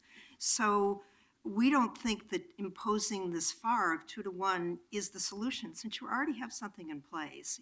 Yes, I think the concern about historic preservation is real, but I think when we have people sleeping all over our neighborhoods, including this property, I don't see how that's better for the neighborhood and the homeowners and us as a city when we can actually get housing and put people in it, and they are going to preserve the historic building on the property. It will be a beautiful building, and it will be a beautiful it will be a good neighbor. That I promise. The counter-argument to that is that we should set that reasonable expectations. And if you basically can't do it at 4-1 because it's not going to fit in, shouldn't we be setting more clear boundaries so that you don't spend a lot of money going through design review, getting to the council and then being told no and having to start all over again? That doesn't seem to like it's helping anybody. Yeah, I mean, unfortunately, we started this process in the spring. We learned in September that the neighborhood associate had come forward. So there's already been considerable resource and time put into it. And yeah, it just came in on us in midstream. And I think, again, as you know, I mean, we have a dire use for units. I mean, I started my day listening to the receptionist answer the phone to seniors who call in every day trying to get a shelter bed. Not an apartment, a shelter bed. We have seniors living outside, and because my office is right by the receptionist, I hear this call in every morning, and it's very sobering. Thank you. Just one additional, perhaps random comment. I mean, historically, Portland has been a relatively affordable place to live, and that part of our history is being erased. And to some extent, there is some conflict, hopefully a resolvable conflict between maintaining the historic character of our historic physical character and maintaining our historic social character. Thank you. Appreciate your helping us think through that. Welcome. My name is Martha Cox. I'm Chief Executive Officer of Columbia Steel Casting Company, Inc., which is located at 10425 North Bloss Avenue in North Portland. I'm here to testify about the miscellaneous zoning code amendments before you, and in particular, the proposed public recreational trail alignments. I'm here to request that you do not adopt the proposed trail alignment on our site, which is a proposed amendment to zoning map 1924, trail segment 835, and instead adopt a revised alignment which would avoid our operational areas. I've submitted written testimony that explains the request in detail, and before you is a map showing the proposed trail alignment in red and our requested revision in yellow hash marks. Our plant includes a substantial amount of large, complex, and expensive equipment. We rely on internal circulation roadways to move large cast steel parts and other materials around our facility. We maintain large outdoor storage areas and have an electrical substation on our site. The city's proposed trail alignment runs across many of these areas. Construction of the trail in the location noted in red would substantially undermine our trail operations and circulation throughout our site. We're also concerned that the close proximity of the trail to our operational area presents an unacceptable risk of theft and danger to trespassers. We understand that when required, the final alignment would be established through negotiations with the Parks Department. However, having a trail alignment through our operational area in print as a starting point for that negotiation is problematic because it suggests to all parties that the trail should be where it's shown on the map. Also, having this trail routed across an active industrial area creates significant problems if we seek financing or if we ever wish to sell the business or property. Our requested alignment solves many of these problems by placing the trail closer to the slough and away from our operations. At the same time, it avoids most of the designated environmental zoning south of the slough and will provide a better pedestrian experience. We developed this proposal in cooperation with the BPS staff, and in fact, BPS staff developed the compromise alignment before you. We appreciated their willingness to work with us on this issue and sincerely hope you'll support our request. Thank you. Thank you. It looks like, oh, go ahead. I was just wondering, do you own the property where it's shown Yes, on the we do. yellow? Yes, Still we on do. your tax lot, yeah. Yes. Yeah, so Yeah. we'd have to ask somebody else's. True. Good, thank you very much, that's helpful. Thanks a lot. Thank you. The next three are Jeff Reese, Gerda Schmidt, and Karen Schmidt. They'll be followed by Ian McKenzie, Damian Hall, and Deanna Bata. Come on up, if I called, yeah. Come on up. You come on up, yeah. The others are upstairs And- making their way down. We'll make room for you in a minute. For those of you who are upstairs, there's some room downstairs now if you wanted to come down, if you're going to be called up soon. And we're on numbers 21, 22, and 23. Progress. Welcome. Thank you. Who would like to go first? 24, I'm not sure what number you are. It's all right. Oh, Whoever's ready. 25. No, I was 25. All right, Jamie, you got it. I'll do it. Go ahead. Democracy in action. Mayor Hales, members of the commission, thank you for the opportunity to speak to you today. I'm here on behalf of Joe Angel, who's a property owner of multiple commercial properties in the city. I've submitted some written... Could you give us your name, please? Yeah, Damian Hall. Thank you. Pardon me. I've submitted some written testimony that touches on a number of topics. There are 2 site-specific zoning requests, a general opposition to the ban on drive-throughs east of 80th, and expressing concern with the 80% reduction in auto-accommodating zoning that's being proposed. But I'd like to speak to a different issue today here in using my 2 minutes, and that is non-conforming uses. So the mixed-use zones project is, as you know, a large-scale wholesale rezoning of the commercial zones in the city's corridors and centers. There are a lot of good objectives there on how to sort of shape the built environment and new construction, and creating new dense mixed-use zones. But the side effect of that is that unfortunately a lot of the existing commercial space that is currently affordable and certainly has rent rates that are less than what new construction would be, that space will be caused to become non-conforming uses. You've heard a little bit today and in various testimony about the impact on property owners and the businesses that are operating out of buildings that become non-conforming situations. That impacts existing small businesses. The Planning and Sustainability Commission recommendation identifies the need to maintain affordable commercial space, and there's even I would call it a placeholder for affordable commercial bonus in the commercial zoning, but there's no real clarity on how that is to be achieved. I don't think there's a promise of administrative rules to be created, but not really a framework of those yet.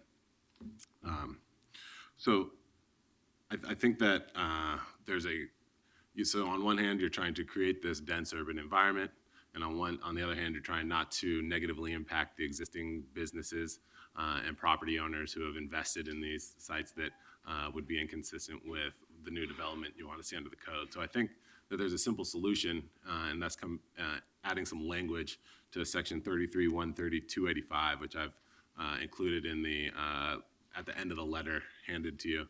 And that would simply say that the mixed-use zones and the new commercial zoning is not intended to create non-conforming uses. So if you're conforming at the day it's adopted, you retain your rights. But if you come in to develop new, you need to develop under the new code. That sort of allows to separate the policy debate about what new development should look like from, and separate that from penalizing existing property owners and existing businesses. Thank you. Thanks very much. Welcome. Good afternoon. Hello, members of Portland City Council. My name is Deanna Batar, 9828 East Burnside. I am actually here today for my father, Bill Batar, who was unable to attend due to a family emergency. So I'm going to read his testimony. I have lived and worked in East Portland for over 50 years. Now we see that the Planning Commission wants to ban all drive-through restaurants because they want to eliminate fast foods east of 80th Avenue, while the rest of the city enjoys this convenience. Is that really fair for the people in East County? How can you stop people from having something they want? Do you remember New York City's Mayor Bloomberg placing a ban on all sugary drinks larger than 16 ounces?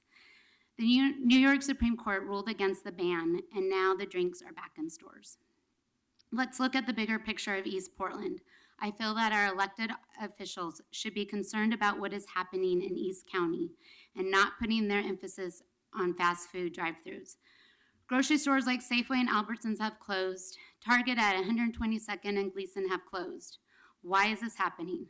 The median income is too low to support them. We need a better mix of low income and market rate housing to raise the overall income level. I am sure you have all shopped at Trader Joe's, Whole Foods, and New Seasons. It would be nice to have at least one in our area. You should be finding ways to support and encourage quality food stores to operate in East County. They are the heart of any neighborhood instead of limiting access to fast food restaurants. In closing, our company is losing 19 potential drive-through locations under the proposed new zoning code. Not all of these properties would be workable for a drive-through, but nevertheless, we are losing the drive-through zoning designation. We currently have 2 fast food restaurants that will be non-conforming if the proposed zoning plan gets adopted. One is at 82nd and Fremont, and the other is at 92nd and Powell. I ask that this council to please retain the current drive-through zoning for these 2 properties. I have listed their addresses and legal descriptions separately. I strongly object to the new zoning proposals that arbitrarily limit the use of these properties in East County. Again, may I say the residents are entitled to drive-through access here, just as in any other parts of the city. I'm requesting that you do not make any of the proposed drive-through designation changes. Thank you, Bill Batar. Thank you very much. Appreciate you coming, and our regards to him. Yes, thank you. Was there a Jeff Reese, Gerda and Karen Schmidt, and an Ian McKenzie? It's like at least one of them. Okay, and then we'll go with 26 and 27, Lisa Lucas and Erica Yoshida. They're here. Welcome. Go ahead while they're getting ready. Hi, my name is my name is Ian McKenzie, and I'm a resident of Northwest Portland. I'm here to oppose any downzoning in the Alphabet District, and in particular the downzoning being requested south of Gleason. I entirely agree with the testimony you've heard from affordable housing advocates. With Portland's first inclusionary zoning ordinance likely to come into effect in February, we should be very careful about removing capacity in opportunity-rich areas. Implementing the comprehensive plan often requires balancing competing policy objectives. Much of the testimony you received in favour of the downzoning was from people who, quite rightly, care about protecting the historic character of the district.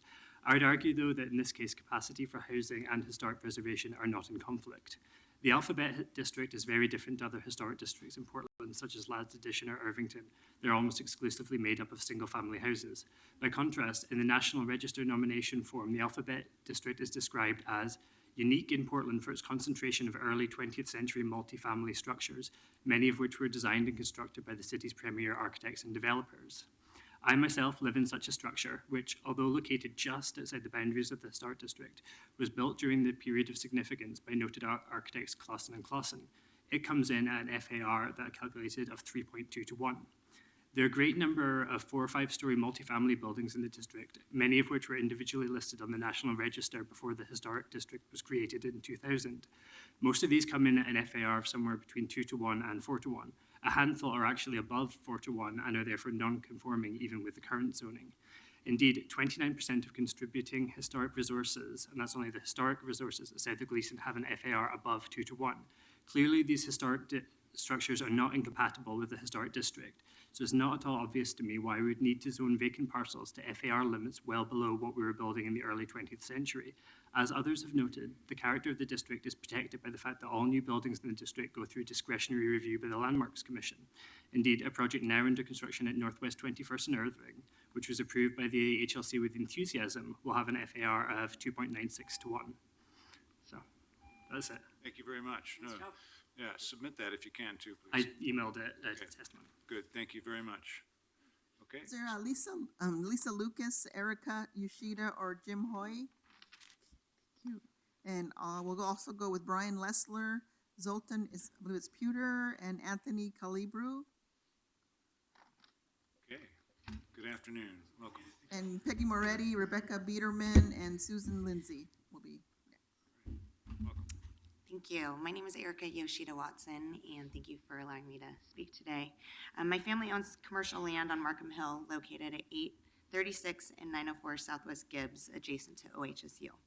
I'm here today to address our concerns that our property is proposed for downzoning from CS to CM1. As you probably know, there's a tremendous housing shortage on Markham Hill next to OHSU, especially for medical staff, students, patients, and their families. We have carefully been planning for the last several months a mixed-use apartment project that would cater to those needs, both for short and long-term housing needs with walking distance to OHSU.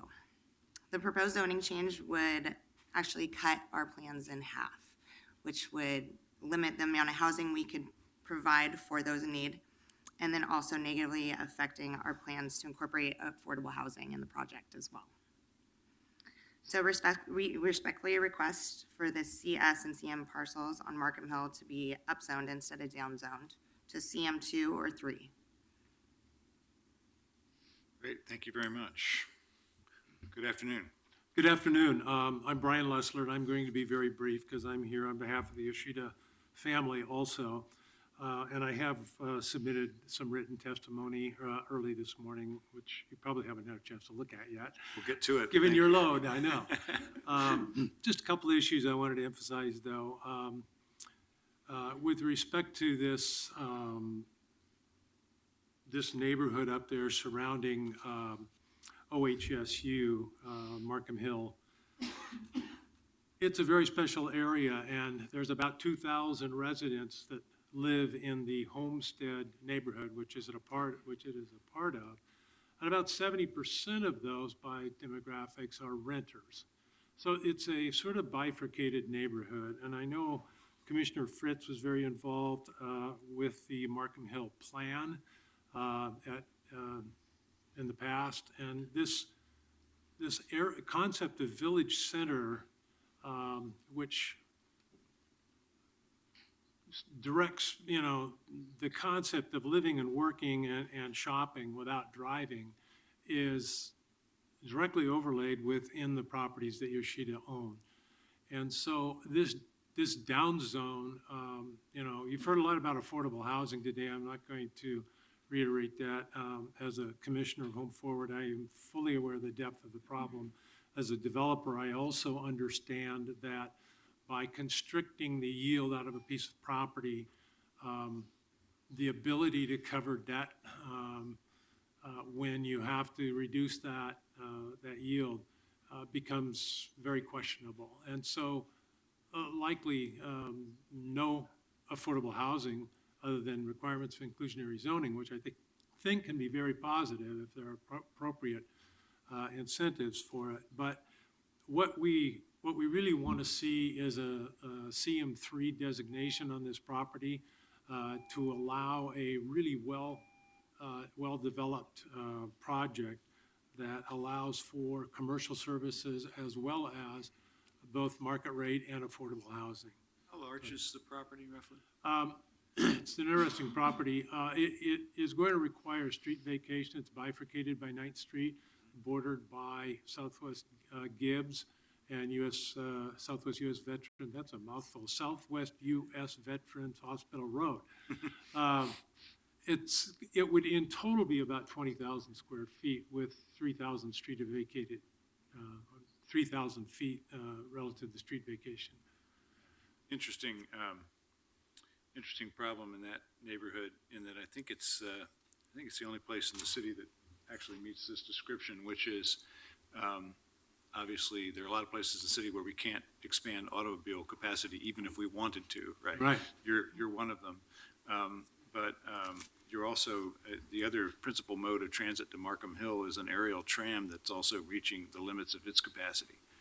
So we have a transit system that can't actually get any bigger, Right. which is not the norm. We can add buses or we can upgrade from bus to light rail or whatever, but we can't add extra cars on the So tram. just a brief response, allowing a higher density of housing, I think actually helps to mitigate that problem by eliminating the need for people to commute from off the hill. And shorten, if we're trying to shorten commutes, Yeah. then your point is well taken. And what was the reason given to you for the choice of CM1? Well, we've been trying to investigate that. Our sense is that it's really a response to the concerns raised by the Homestead Neighborhood Association, which we're not sure necessarily represents the 70% of the residents that live on the hill. What was the concern?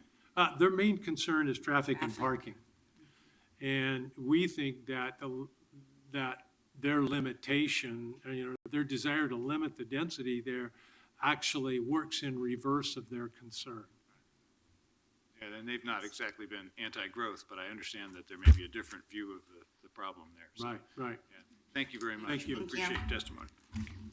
Is there a Lisa Lucas, a Jim Hoy, or Zoltan Pewter, or Anthony Calibru? And you already called Susan Lindsay, I think. And then we'll go with Peggy Moretti, Come on, Susan, I think you're on. I think, wasn't Susan Lindsay Rebecca called? Biederman, and then Susan Lindsay, yes. Oh, sorry, okay. We jumped her ahead of you, Peggy. I hope you don't mind. Go ahead, please, welcome. Yes. Hi, my name is Zoltia Pinter. I'm in-house counsel with Del Monte Fresh Produce. We have the facility located at 9243 North Rivergate Boulevard. And we trace our business back to the late 1890s, and we've been in Portland since 2000. We have a 52,000 square foot facility wherein we employ 180 to 200 lower class, middle class individuals that work throughout the year. And right now, we're here to oppose the additional I-zone overlay on the industrial H-zone. As we see that, it imposes additional restrictions on our property. It will disallow, it may affect our operations in the future, what we can do, affecting our property values. And in our view, what's happening is the city is predicting the future today by doing this overlay. Which would cause for there won't be the ability for changes in the future, and there is no ability to discuss in the future. You're essentially giving up our rights as of today. And it appears that it targets certain businesses while other businesses, for example, the port, the airport, are not part of this. So for that reason, we oppose the I-zone overlay. Thank you. Thanks very much. Welcome. Thank you. My name's Anthony Calabrese. I'm a 18-year resident of the city of Portland and an employee of Del Monte Fresh Produce for the last 10 years. I've been driving out to North Portland to go to work every day with a lot of various people. The area that I work in has a lot of buildings that are empty, a lot of places that could be developed. Maybe there's an opportunity for capital investments. I agree with my associate Zoltan that adding additional overlays onto the zone may prohibit more development in the area. Thank you. Okay, thank you both. Thanks very much. Good afternoon. Let's see if this works. Okay, there we go. Hi, I'm Susan Lindsay. Had the pleasure to be able to be on the PAC or the SAC or whatever it was called for the mixed-use zoning project, and I thought that Barry Manning and Bill Cunningham did a fantastic job. But I'm here today that I've heard that some amendments have been raised or some concern has been raised, and there's a desire to perhaps remove the parking minimums that were set, and I don't think that's a good idea. For one thing, we don't even really know what adequate parking is. I mean, there's never been a really substantial look at this. And what I've noticed that from years of being on different committees, the concern about parking consistently comes up. Now, one thing that I do know is that oftentimes parking is raised as an issue that if we provide more parking, it just gets filled up. Well, one thing I'd like to point out is that the Planning Bureau for many years told us that if we accepted a lot of density in the city, that what would happen was that would be keeping housing affordable. And actually the opposite has taken place, and we have this tremendous crisis around rental affordability that is very disconcerting to many of us who were born in Portland. The first house I ever rented with 4 other housemates back in 1974 cost $90 a month, and it was on Southeast 6th and Mill. And my first house that I rented on my own was $75 a month. So you can see why I'm concerned. And I haven't noticed that building all of these apartment buildings, many of them that don't have parking, has brought those rents down and created more affordability.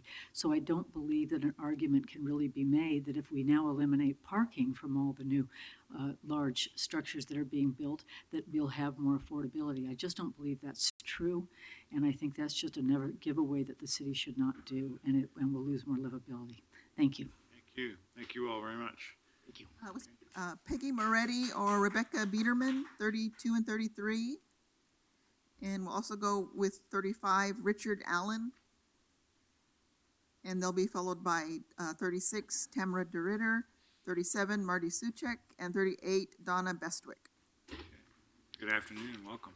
Hi, I'm Rebecca Biederman. I'm here about the TSP and the Greenway proposed on Northeast 7th. I've lived in Irvington for almost 11 years. I'm a mom. I have a 3rd grader at Irvington Elementary, and we walk and ride our bikes back and forth through the neighborhood every day. As a parent and a resident in Irvington specifically, I'm concerned about not being involved in the decision about the proposed greenway on Northeast 7th and what the design would look like and how it would impact the safety of the neighborhood. Opposition to this decision still exists among the residents on both sides of Northeast 7th, as well as the streets that will be impacted by the reduction of traffic on Northeast 7th. Increased congestion on Northeast MLK and Northeast 15th is not optimal. Increased cut-through drivers at increased speed through the Irvington neighborhood and around Irvington Elementary is dangerous. I and other residents would like to be allowed to have our concerns addressed. We would like the design work on this project to proceed with full integration of the residents and the neighborhoods impacted. I would expect multiple meetings offered by PBOT as design work moves forward so that a solution can be designed that is pro-neighborhood. PBOT, we wish, does not move forward with this unless they also have a plan to hold meetings with the public to ensure the many concerns already brought to you in the spring through the public testimony process. I think our major concern is not having a voice as the design process moves forward around the greenway. And that it was originally between Northeast 7th and Northeast 9th. So I think that's the main concern we have, is having a say in how that integrates into the rest of the neighborhood. Thank you. So there wasn't a process to decide whether it's on 9th or 7th? Is that what you're telling me? No, this in the spring, there was testimony around this. Seemed like the plan it hadn't been chosen to be Northeast 9th or Northeast 7th, but I believe right now Northeast 7th has been designated as the preferred route And you're for saying the that greenway. that the neighborhood wasn't involved in that discussion? Or?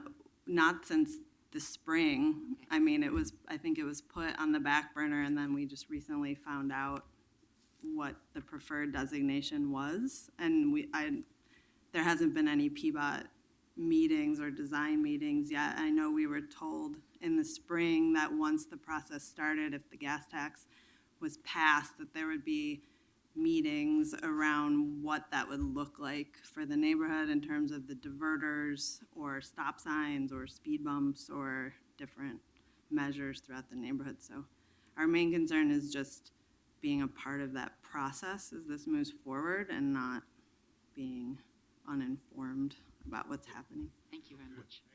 We still have to make the decision about whether it's Northeast 7th or Northeast 9th, and obviously we've heard a lot about those options, but definitely, I mean, once that decision is finally made, we want to involve the neighborhood in the actual design process. But how would the decision be made? I only think it's actually, I think it's up to us. I think we've got a recommendation that it's 7th, but I think actually it's up to us. But as was stated when we had the discussion in the spring, there was an expectation that the community folks were going to be involved in that. So we'll look into it anyway. Thank you. Okay, thanks. Good afternoon. Good afternoon. I'm Peggy Moretti, the Executive Director of Restore Oregon, a nonprofit that works statewide to preserve and pass forward the historic places that make our communities livable and sustainable. I'm here today to enthusiastically endorse the proposed amendments to lower the FAR and height limits in the Northwest Alphabet Historic District and Irvington Historic District. This is highly important if we want to fulfill the comp plan policy objective of preserving historic buildings and the character of our historic districts. And inherent in that need is the assurance of compatibility of the new construction. I would further point out that this adjustment does not conflict with the city's other worthy goals of density and affordability. To say that preservation is in conflict with those things is a very false dichotomy. I would point out a few supporting points. The Alphabet District is already the densest district in the city, and Irvington is number 2. These are already very dense districts. With proposed transfer bonuses that would still be in play, that the FAR for new development could still reach 5-to-1. So we're not literally limiting new buildings to 2 stories. They have that transferable FAR is still going to increase their height to be in line with what has already exists in that district, existing historic buildings.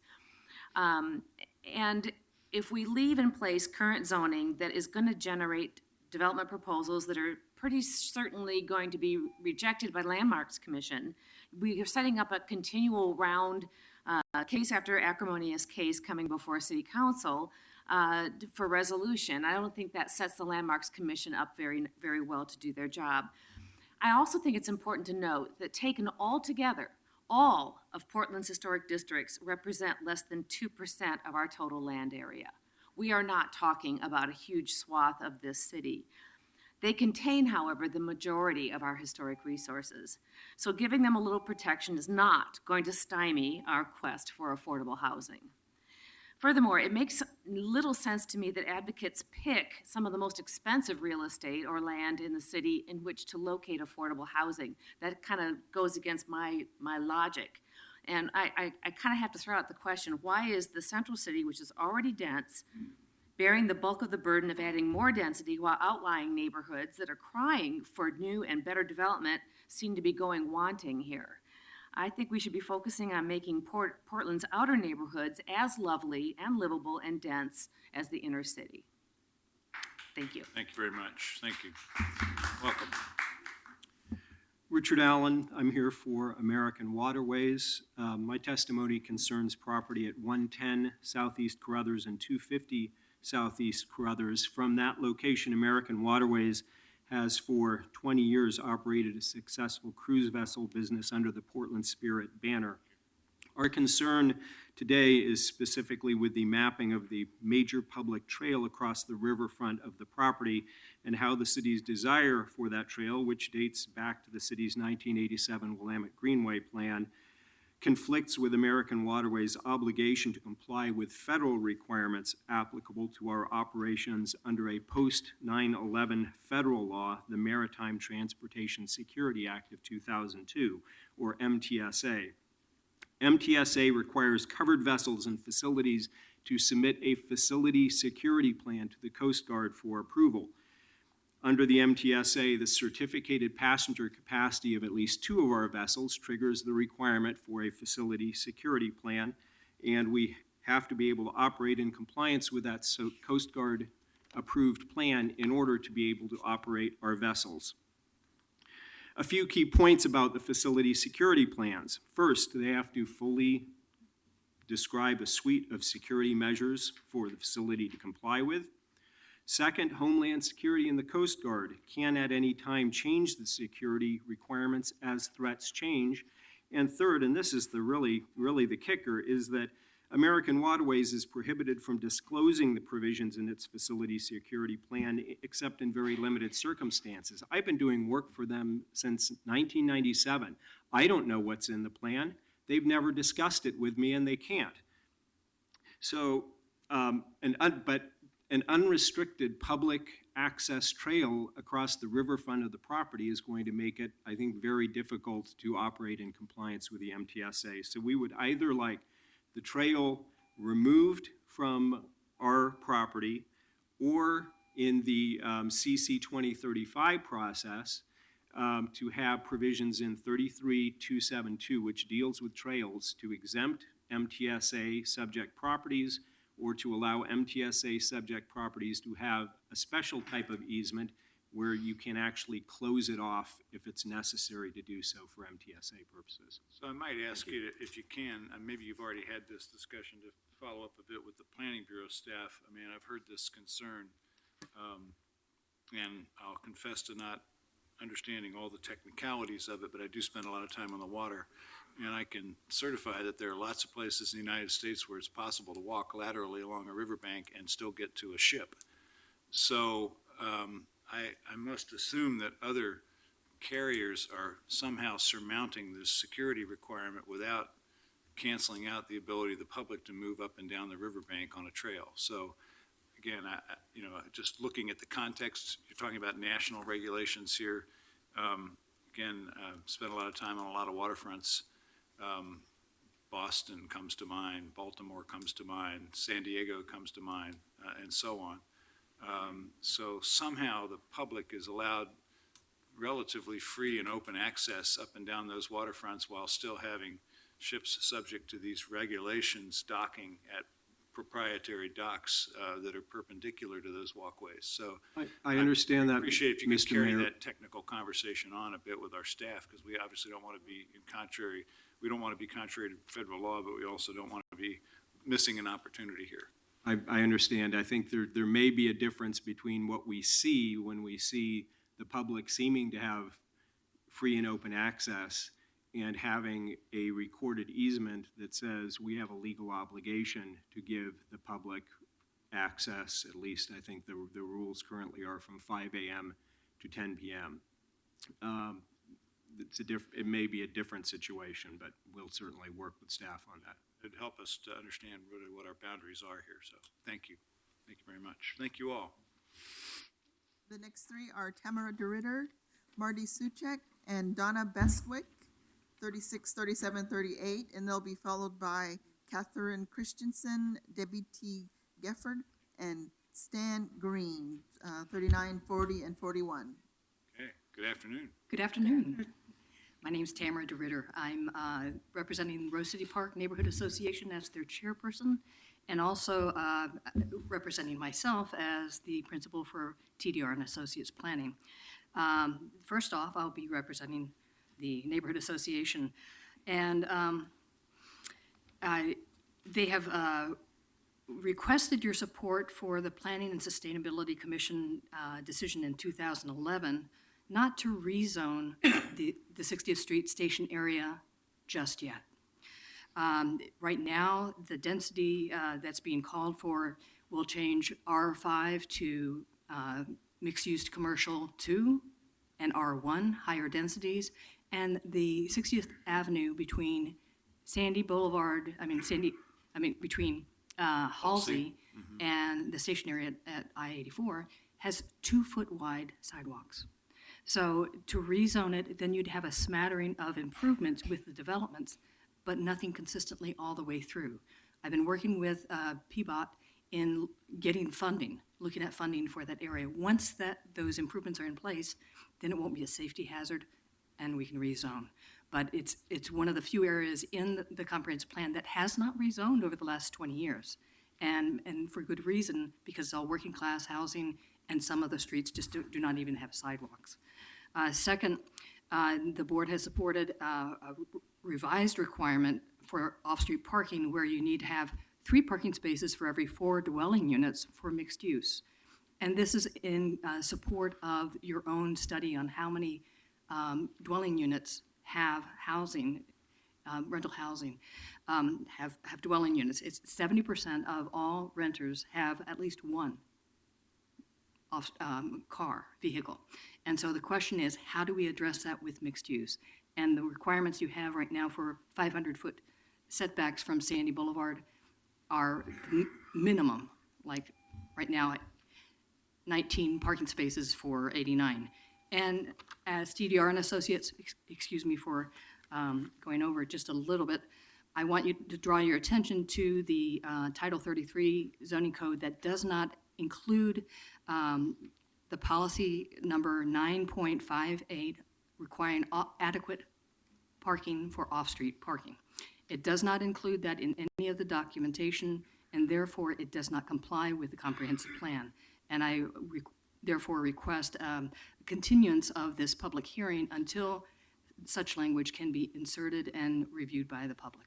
Thank you. Thank you very much. Could you just give me that code number again? Yeah, it's the reference number is 9.58 off-street parking Yeah, and what's of the comprehensive plan. yes, Jeff- I know, but what's the zoning code piece that you think doesn't comply with it? Well, it's It's the elements of TSP. title, let's see, 33.266.110. Thank you. B. Okay. Thank you very much. You're welcome. Thanks, Tamara. Welcome. Hi, I'm Donna Bestwick, and I'm a 35-year resident of Multnomah Village. And we're all painfully aware that you are in a constant tug of war between citizenry development and interests of Portland. And while I am compassionate of that, I won't let you off the hook on your parking requirements. The lady next to me here mentioned them. Every neighborhood in Portland is very distressed about the parking situation. And, you know, we don't wear the suits of lawyers, of developers, of people with a personal financial interest. We're the people who live here in Portland. We have for many years, we've paid taxes that support all of us and take care of all of us. And we are a majority of Portland, a single-family dwellers who have faithfully paid our taxes all these years. And it looks to us like we have the least voice in the system of a city that's supposed to work for us. You know, the only thing standing between developers, and I won't call them mercenary or anything like that, because this is America and they have the freedom to make as much money as they can. But you know, once an area is overdeveloped, it's not going to go back. And this business of not having enough parking for a one-to-one, you say it has to do with mass transit. And the mass transit is fabulous in Portland. I rode the bus down here and it's wonderful. But people are not going to get rid of their cars. I am not going to take a bus to visit my Aunt Gladys in Spokane. I'm not going to visit my cousin in Montana on a bus and then not have a vehicle when I get there. We are all in that position. I'm going to ask again, how many of you on the council have cars? You all do. We all do. And so what you're doing is you're putting incredible pressure on neighborhoods and street parking. People are going to be parking in front of our homes. And so with reference to the parking policy, I'm going to use Irma Bombeck's quote again. Please stop peeing on our shoes and telling it's raining.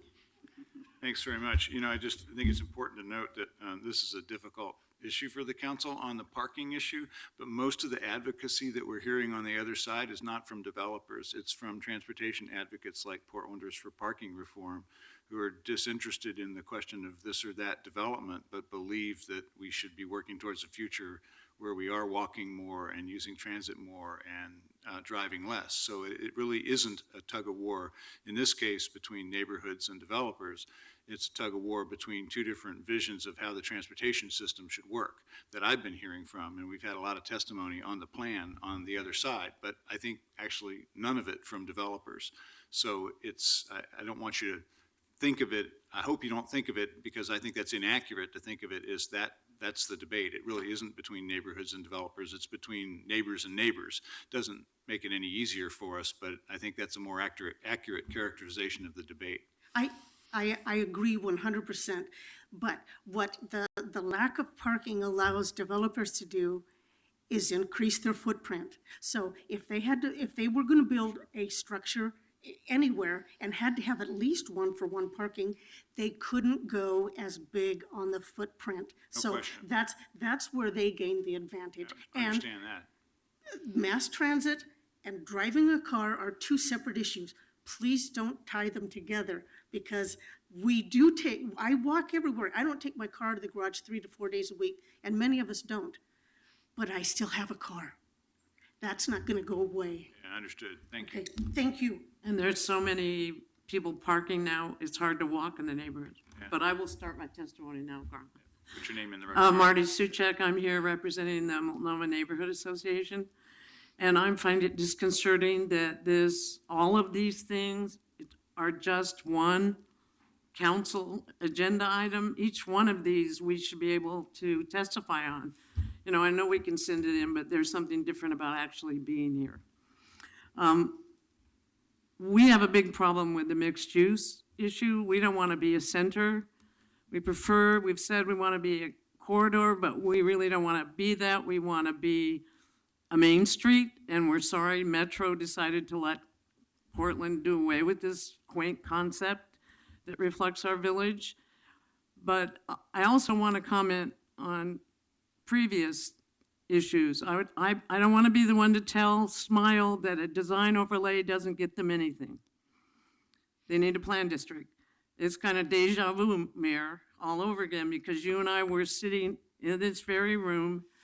I think Commissioner Salzman was there, and Vera Katz, and James Francisconi, et cetera, when you said in 2001, you called the planner in and said, is there a height limit on a design overlay? And he said, well, he didn't have the code then, but yes, he thought it did. So you said, let's, have a design overlay on Multnomah. And the mayor agreed. And it was therefore done. I was just reviewing the testimony. I have testimony from there. A design overlay hasn't helped us preserve our character. So I think what we really need is a plan district. And the mixed-use process has taken this thing like a chainsaw clear across every neighborhood in the city. They came to Multnomah, they had two groups, they walked people around the city, and 2 different times, they went down to Southwest 40th where Gabriel Park is and where the last pervious surface, truly pervious surface is, and said, what about a Walmart here at different times? So what we believe is that the Planning Commission and the principals in the Planning Bureau have a different idea of what it should be, what Multnomah should be. What we would like to see is a plan district where we get businesses together, people together, et cetera. And then the other thing I really compelled to say all the time is there's a false dichotomy set up. It's actually a logical fallacy between trees, for example, density, single-family houses. It's not one or the other. We can, with intelligent creative planning, we can have trees even on 5,000 square foot lot. We can have great development. We have had great multifamily development in Multnomah since the Southwest Plan. The other thing I hate is this NIMBYism, and I heard an advocate for the poor, I think, refer to NIMBYism. I'm really getting sick of that. There is some NIMBYism. In the 20-odd years I've been busy in this activism, I've seen maybe a dozen true NIMBYs. They don't want that in their backyard. We want some of the things in our front yard. I think when you attack people for being NIMBYs, that's logical fallacy number 7, as I remember from my philosophy course. It's saying you attack the man, you attack the messenger, you do not engage the argument. So I'd like to see all of this accusation blank about NIMBYs or about, I don't want to say Neanderthals, they seem to be smarter than we give them credit for, and even us, but the Cro-Magnons were not that. We want to protect the UGB. We want creative planning that keeps our neighborhood a walkable place and lets it develop in a smart way, truly smart way. Thank you. And it's nice to see you 20-something years later. We've all been at this some of us have been at this for a while. Yes, and we should tell Smile they should ask for a plan district. Maybe we could get one. Nice to see you up Thanks there for too. continuing to be involved. I've always said that if you don't care about what goes on in your backyard, then who will? Right. So you have to come and advocate for your Right. neighbors. So thank you. Right, thank you, Commissioner. Thank you all. Thank you all. Next 3 are 39, 40, and 41, Catherine Christensen, Debbie T. Geffard, and Stan Green. And they'll be followed by 42, Lois O'Hara, 43, Eliza Greenstadt, and 44, Mark P. O'Donoghue. Hey, welcome. Thank you. My name is Catherine Christensen, and I too am from the Multnomah neighborhood. And I appreciate your listening to my testimony today. What I wanted to talk to you about was the CIP should maintain a list of communities. And I'm going to read you what I want to say about this. We're concerned that the August 2016 recommended draft of the Community Involvement Program allows the city to determine what is a community without public transparency. The definition of community as a group of people with a shared sense of identity or belonging is so broad that without further definition, the public cannot understand which groups of people with shared identities or belonging have standing in the SIP as communities. Basic questions about who any given group of people with a shared sense of identity or belonging. What is the name of the group? How is it determined that people in the group share the sense of identity or belonging? What is the sense of identity or belonging? Who speaks for the group? And how the group makes decisions or adopts positions are left unanswered. The SIP needs to be more transparent in defining community because community appears to be the basis for the SIP.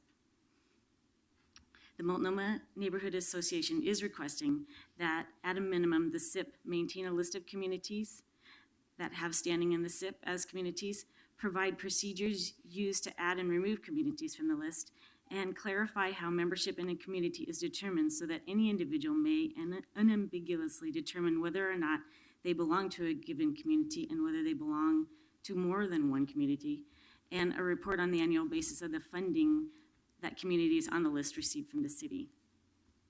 Thank you. Thank you very much. Ms. Christensen, have you already sent that in? We will send it in by the Thank end you, of I'd the really day. appreciate it. Thank you. That's a piece that I'm taking a particularly close look at, so thank you. Thank you. Thank you. Welcome. Thanks.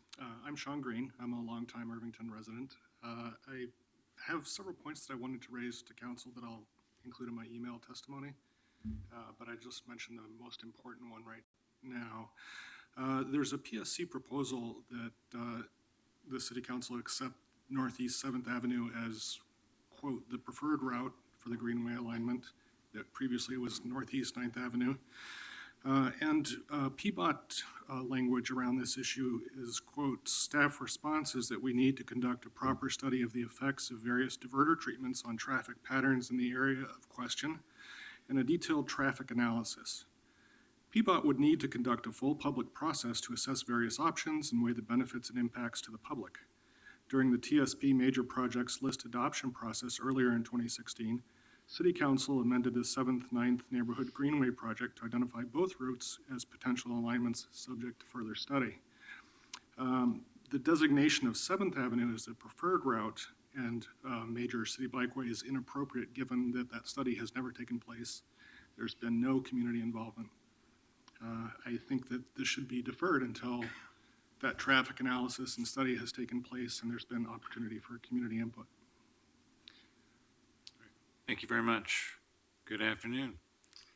Good afternoon, Debbie Thomas Chiffrard. I'm here primarily to focus on the FAR modifications proposed. There are 9 C zones on this list, and 5 of them are upgraded. 1 stays the same, but 3 are downgraded. The city is talking all about the density needs, mainly in housing, but also in commercial and services. We talk about new codes and requirements for unreinforced masonry buildings. We talk about bonus FAR to encourage certain kinds of development. The zoning changes proposed suggest changes that would lower density in many areas that we as taxpayers have spent many years at improving and put many resources into infrastructure and amenities in those areas. My comments are not spot property accommodations, as someone suggested. It's not just Irvington and Northwest Portland. It goes all over the city and affects many property owners, Northwest, Northeast, St. John's, where they desperately need density. You're suggesting devaluation of properties and lessening the use of our city's infrastructure that everyone pays for. In your proposed modifications, CS, CX, and CG are the only ones that the FAR is penalized or lowered. The others have been increased. I hope this is an oversight that will be recognized and changed and not adopted. Specifically regarding CS to CM2, my first question is why? It penalizes owners that haven't done a recent development. Not to mention that I believe it will create less design diversity since everyone will most likely create boxes that maximize what they can do. Going from CS to CM2 reduces FAR far more than it appears, 3:1 versus 2.5-1. However, it's really much more than that because you have limited the bonuses. So it could have a huge reduction for some properties or planned developments. I'm not sure a lot of people actually realize that part has been slipped in. And do you realize that in some cases, if the property is deemed uneconomical to reinforce, with this change and under the new proposal, you might not even be able to recreate what is there now. Makes no sense to me, goes completely against our coveted urban growth boundary, and I am in strong opposition to this and several other elements, such as CN going to CM1, and limiting retail sales, services, and office. Wow. Debbie, this is very, I mean, you understand real estate better than most people, so I hope you can give us that statement in writing, because I think we should. I take some- wrote it take down, some- so I'm reading. Yeah, I'd like to take some time and really look through it. So Okay, Rather than you finish it now, if you could send that. Okay, I really was almost finished. My closing is what is, with inclusionary zoning requirements, gross sale taxes on corporations that we desperately need to create jobs in our market. Along with this suggestion, Portland is going backwards. We need our elected officials to focus on legislation that will encourage methodical growth and the influx of more businesses, not discouraging both. Thank you. Please send that to us, particularly your analysis of those transitions Yeah. from CS to CM2 and from CN to CM1. I need to look at the numbers and understand that better, Okay. so. Thank you very Very much. helpful, thank you. Thank you very much. The next three are 42, 43, and 44. Lois O'Hara, Eliza Greenstadt, and Mark, I think it's P. O'Donoghue. And they'll be followed by 45, 46, and 47. Karen Carlson, Greg Thiessen, and Rachel Ginocchio, I believe it is. Okay. Good afternoon, welcome. Go ahead. You can go ahead and start while they're coming Okay. up. Hi, I'm Eliza Greenstadt. I'm another person to talk about the Greenway proposal on 7th Avenue. I live on 8th Avenue. I don't have anything written. I would just want to kind of explain that we're concerned about this because we don't feel like we feel like this has been framed as if it's been about which is a better avenue for the Greenway and who's on what side or something, and it's been strangely acrimonious. And really, we found out about this late. We were told that we were going to have some input on the decision. We really haven't. Our requests for information from the city, we haven't received any reply for. We haven't actually seen the plan, a physical plan for this. And our concern is just that if there's going to be and I should say I'm also a bike commuter. I bike to work every day. Our concern is that when MLK is blocked with traffic, 7th Avenue is right there. It's a 2-lane street. It's one of the few active 2-lane streets in our neighborhood. And I've seen it just recently that cars will just go right on there, and it is terrible. They'll zoom along the street when MLK is blocked, and I understand that the residents on that street are alarmed by the increase in traffic that's happened there. But then if there's a proposal to turn that into a greenway or a bike commuter, and there's also some confusion about which it's going to be because those are very different kinds of streets, then what's going to happen to the traffic that's going along there now? That's what we're concerned about. And I'm all for, and we as a community that's been thinking about this, we are all for having more different kinds of transportation, better bike routes, better pedestrian routes. We're just trying to have more input and more say and to have that be done safely in a way that's not going to cause more problems for our whole neighborhood. I'm disturbed to hear that you haven't received a response to requests for information. Would you mind dropping by my office and leaving your contact information? Sure, And yeah. then we'll get back to you and make sure that you get answers to the questions you've been asking. Yeah. Thank you. Thanks a lot. Good afternoon. Good afternoon. My name is Mark O'Donnell, and I own property with Tim Ramos at 1727 Northwest Hoyt. And we're here today in opposition to the reduction in FAR from 4 to 1. You know, I dread coming here to see you today. I really do. You know, I grew up in Northwest Portland, and I walked down to my old neighborhood today. I was the last graduating class of St. Patrick's School in 1957. And at that time, I was on the wrong side of the poverty issue. I was on it. My single-parent mother raised 4 of us, and we all got to go to St. Pat's without paying tuition. We got to go to Friendly House, and we all got to be something in life today because somewhat of the neighborhood we lived in. I'm not going to get into you today about this idea of, like we see in our current presidential campaign, of fear. Like, if you don't reduce the FAR, Northwest Portland is going to lose all of its historical designations. I've been here before with you, and I'm sure you remember us. We went out and got Mark Edlin, one of the most competent, impeccable persons to come in here, and he told you the building didn't work, et cetera, et cetera. We also offered to take care of 100 seniors a year for 10 years, da-da-da-da-da, and we didn't meet the criteria you had. You have well in place ordinances and criteria that protect buildings. Now, what I would like to talk to you about is like the 160 people, at least, that would live in this project. And, you know, we have a tendency in this world today to talk around circles, and I realize that you can have a clash of values. I'm perfectly understandable of that. But we have a housing crisis, as you well know. The number is 23,295 units that we need in this city. We need this for people of extremely low income, which means you make less than $15,000 or $13,000 a year. Our project would be primarily occupied by people in that income category. On the larger scale, I try to think of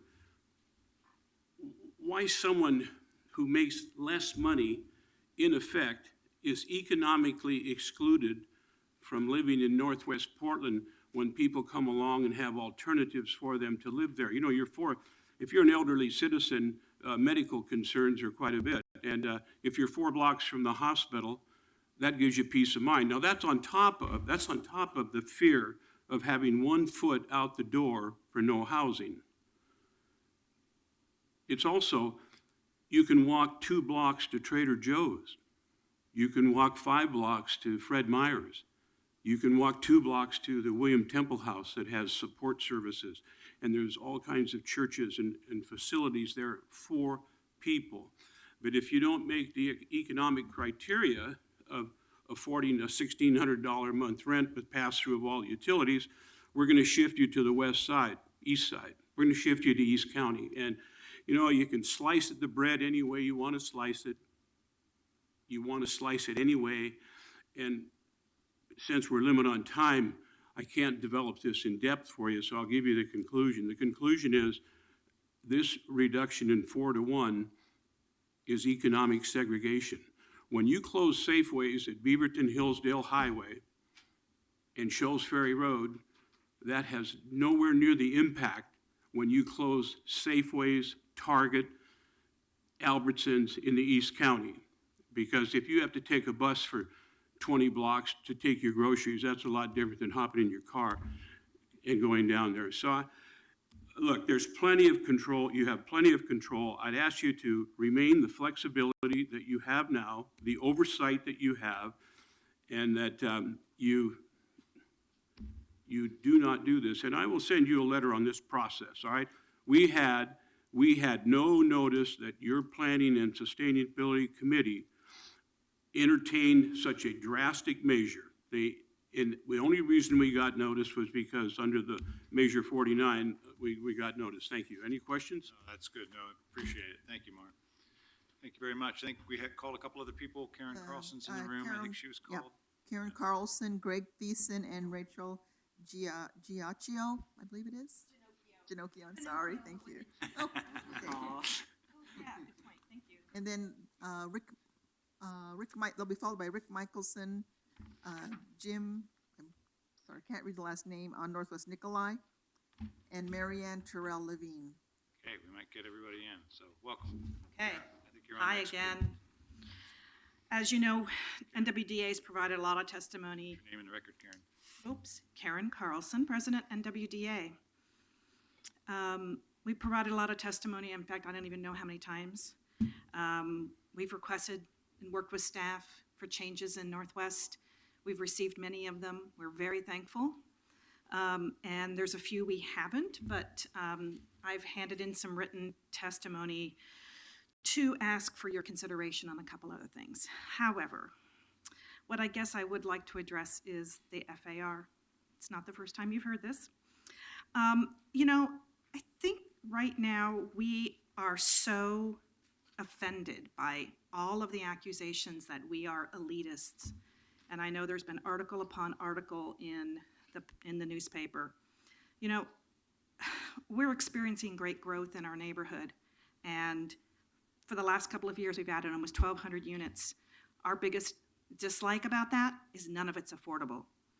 Right now, we have over 800 regulated affordable housing units in our neighborhood.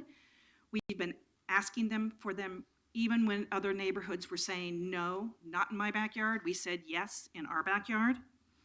The median income in the core of our neighborhood is just under $35,000.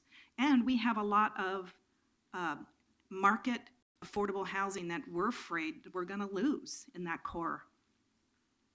You know, the Northwest District Plan is the only plan outside the central city that has an affordable housing bonus. We have an affordable housing bonus in our plan district. A few blocks north of the site that keeps being talked about, you could build up to 7-to-1 FAR and 120-foot tall building if you do affordable housing. We've been promoting affordable housing for a long time. We are not NIMBYs, we are not elitists. You know, we were as surprised as they were that there was a project going on. We didn't know anything about this project that has been happening since the spring. And actually, I do think that we may be able to find a solution if we all sit down and talk about it. So I am, you know, leaving it as the reason we're trying to do this is because we want to provide certainty to developers and property owners. Thank you, and I guess I just want to urge you and the others that are in this debate, outside of the five of us, doesn't mean we can't settle it. But if there's further conversations that could be had among people of goodwill that might be able to get to yes in some way that would be helpful to the council, that would be most appreciated. And that is our plan. Hope so. Thank you. All right, who'd like to be next? Go ahead. Mayor Hales, I'm Greg Tyson. I'm here on behalf of the Northwest District Association Planning Committee today. Thank you for the opportunity to testify. This is not about the FAR. We have been working also on the institutional zoning project, and you have in hard copy testimony from me and probably also in an email testimony. And our work has led us to conclude that the best response to the challenge of planning for service growth at Legacy Good Samaritan is not to include it in the CIZP. As currently drafted, it does not reflect the unique nature of the Good Samaritan campus as it functions in the Northwest neighborhood. And as drafted, it ignores the unique characteristics of Legacy Good Samaritan. It has this sort of integration into the neighborhood that is not at all campus-like in nature. Even PSU, with its sort of integration into other parts of the city, with the block structure, has blocks in it and streets that are blocked off, and Good Sam only has one that's like that. So its unique grid development pattern provides for multiple access and throughways, and its building sizes and locations that respond to the grid and the surrounding built environment. By not acknowledging these fundamental characteristics, the CIZP will fail to serve the Northwest community and Legacy Good Samaritan as they continue to grow and evolve together. What we would like to see is the opportunity to amend the Northwest District Plan, and by doing so, addressing the issues with the Legacy Good Samaritan campus, if you'll call it that, and that would better serve all interests involved. So thank you for your consideration. Thank you very much. Thank you. Welcome. Hi, my name is Rachel Ginocchio. It's Pinocchio, but with a G. You have to own that with that kind of last name. And I'm the community liaison for the Selwood Moreland Business Association. And earlier in the day, you heard from David and Ellen from Smile, and I am here to support their testimony. It's a pleasure to sit here today to present a unified neighborhood testimony. We urge the PSC to recognize two vital aspects of our community when finalizing the zoning codes. The first is that the commercial corridors run right through the residential streets in our neighborhood. That's what makes it so lovely and charming, that you can walk to everything and anything you need. But what this means is that residential and commercial properties often abut one another. So height of commercial buildings becomes the overriding issue that comes up. So our neighborhood's easy compromise is to oppose the additional 2 feet of additional height for tall first floors and oppose applying the bonus height to the step-down height when commercial properties abut residential properties. If additional height is acceptable if it's a commercial property abutting another commercial property. This gets me to the second vital aspect of our neighborhood. Our business corridors also intersect one another, so commercial properties also abut one another. This means that one commercial property can have an overlay, and even though it shares a wall with another commercial property, that commercial property might not have an overlay. So having a design overlay or a Main Street overlay on some properties, but not all commercial properties, creates this situation of have and have-nots, and it can impact the future property values of the buildings that, again, are right next to each other. And so we recommend a de-overlay, and we recommend applying it uniformly to the neighborhood.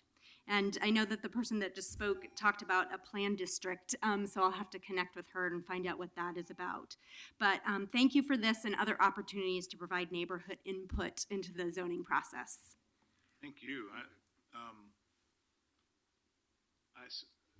Be interesting to look at the numbers, but I suspect almost all the commercial properties abut residential properties. They do. I mean, I can't think of very many that wouldn't. No. And there are some commercial properties that abut other commercial properties, and we're saying, great, that's a great place to add density and to add height. But when you're adding height to commercial properties that is blocking the light and invading the privacy of residentials, that's where the conflict comes. But we finally, over the last few months, have worked together, the property owners, the business owners, and the residents, to talk to each other, and we realized that that's what the issue was. It was the height of these new buildings that are abutting the residential buildings, that it's a huge problem, because our neighborhood is this little peninsula, and from park to park, it's all right in there, which makes it charming and wonderful to live. But yes, it's been great working together to get to this place. Well done, Thank you. Yeah, thank you very much. Thanks, good work. The next three are Rick Michelson, Jim Sovimas, and Marianne Terrell Levine. And then the last three I show signed up are Alan Brown, Brainerd Brower, and Scott Eaton. Welcome. Good afternoon. I'll start. I'm Rick Michelson. I'm here to talk about the Alphabet District, but I want to start more generally. I believe that providing affordable housing is one of the most important things we can do. In fact, I made my largest political donation ever to support the bond campaign. However, I'm really concerned that at this time of crisis, affordable housing and its need has begun to trump every other goal. And I want to remind us that we're planning for the next 100 years. And while we have a crisis today, we should not allow one goal of our many to trump everything else, to abandon our system of corridors and centers, to do other things that are not consistent, because we need to all work together and continue to do that. I also want to remind you that this proposal is about 1/2 of one historic district in a city where only 3% of the land is in historic districts. In Manhattan Island, 27% of Manhattan Island is historic districts. So we're way down here, and the amount we're protecting doesn't make very much difference. This proposal is about truth in zoning. Too many times I get calls from realtors saying they've got this great property on Kearney Street, and I could build to it an FAR 4-to-1, and I should go ahead and pay this price for it. And I know better, because I know the Landmarks Commission is going to come down and reduce that. But others don't, and they get into the process. They don't know that there's demolition denial potential. They don't know anything about this because they look at the map and it says FAR 4-to-1. One suggestion I've got, if we need to allow some more density in there, is change the map to say FAR 2-to-1 with a footnote that says it can be increased to 3-to-1 with the approval of the Landmarks Commission. One way of doing it. In terms of this particular project, a particular site, I think I could find enough additional density to transfer onto that site to make the project work even if the base FAR is 2-to-1. Other options would be to extend the city's inclusionary zone affordable housing bonus to that site so they can get the density. Finally, we could also include the NWDA affordable housing bonuses and extend them into the historic district. But the most important thing is that the zoning reflect the closest reality to what's desired, what's there today, and does not mislead people. So I'd urge you to do the FAR 2-1. Thank you. That's very helpful. Very much, and appreciate your offer as well to try to figure out a solution for that particular site. Thank you. Welcome. Hi, Mr. Hales. First time in front of City Council. I want to talk about properties in Northwest Portland, 3030 Northwest Nicolai, 2123 Northwest Nicolai, 3004 Northwest Roosevelt, and 3032 Northwest Roosevelt. One of your council name, members, Give us your name again, I'm sorry. Jim, and last name spelled T as in Tom, S as in Sam, O-U-M-A-S. Okay. One of your city council members happened to encounter me one day and blatantly explained to me how he's going to change my zoning and made me really, really anxious, so I engaged him slightly more and was not interested to find out, but found out that he was seriously going at me tooth and nail. So there's a development coming next to me on a piece of property that Bill Nato's family is deceased, of course, the Nato family owns, and then Lou, my other neighbor, has. And I don't want my zoning changed. Now, what you do on the other side of the street, I can give a damn. That's not my problem. But changing the zoning from what is there now to what's proposed is going to negatively affect the whole damn industrial park. And if it negatively affects them, it will negatively affect me. I'm really, really disgusted with the way I was gone at this. Was not given any opportunity to make a comment on it. Was not notified by anybody, developer or a city council person that seemingly was working for two people in this area. And then recently, none of my neighbors in the industrial park knew anything about this baloney because a lot oppose it. I mean, a real lot. I was at the last Deanna meeting, and nobody saw this as anything good. Because we all know once you erode the industrial park, get the boundary shorter and shorter, pretty soon we have something called, the moss in the trees over by Bullseye Glass that made that lady cry on television. Nobody offered here any solution to the problem. Our fine governor, Kate Brown, didn't go, well, you need some scrubbers. Here's $8 million. We'll give you a low interest or no interest loan. Fix it. Keep your employees. I didn't hear that from anybody. I'm more than disgusted with this. It seems to go nowhere quick. Well, it's not done yet, so. I'm really hoping, that's why I'm here, Yeah, that no, this will go to more if you could- thought. If you could follow up with just an email to us with those addresses, and what's the zoning that's proposed? He knows. Okay, all right, well, so just send us the addresses. He damn well knows. So send us the addresses and we can I follow will, up. thank you. I Thanks think for we your time. did make a decision on this property, though. Yeah, we made a decision and we may not have gotten it right, so that's why it's good to hear from you. If I could add one more comment or correction, Martha was concerned about vesting rights for her project. Right. The project vests when they apply for the design review application, not when they apply for the building permit. So that shouldn't be an issue. That was what I thought, but then what about her point that it would be a non-conforming use after we've changed it? I think that's more of an issue. Mm-hmm. I have many projects that are non-conforming that I've financed, but if there's a way to get that obstacle out of the way, I think they'd be better off making it conforming. So I do have a question then, I guess. Since you did discuss this, what was the decision? Well, if I think I've got the property. You should right, know. I think the property was changed to R1 on one portion of it and CM2 on the other, but I don't trust my memory. That young woman right there is actually, get her card if you would and send her an We'll follow email. up. Thank you very much for We'll coming. follow up. So, thank you. The last three, unless it's Mary Ann Terrell Levine, was she here? Then the last three I show are Alan Brown, Brainerd Brower, and Scott Eaton. Okay, come on up. You get the back cleanup. Thank you for waiting.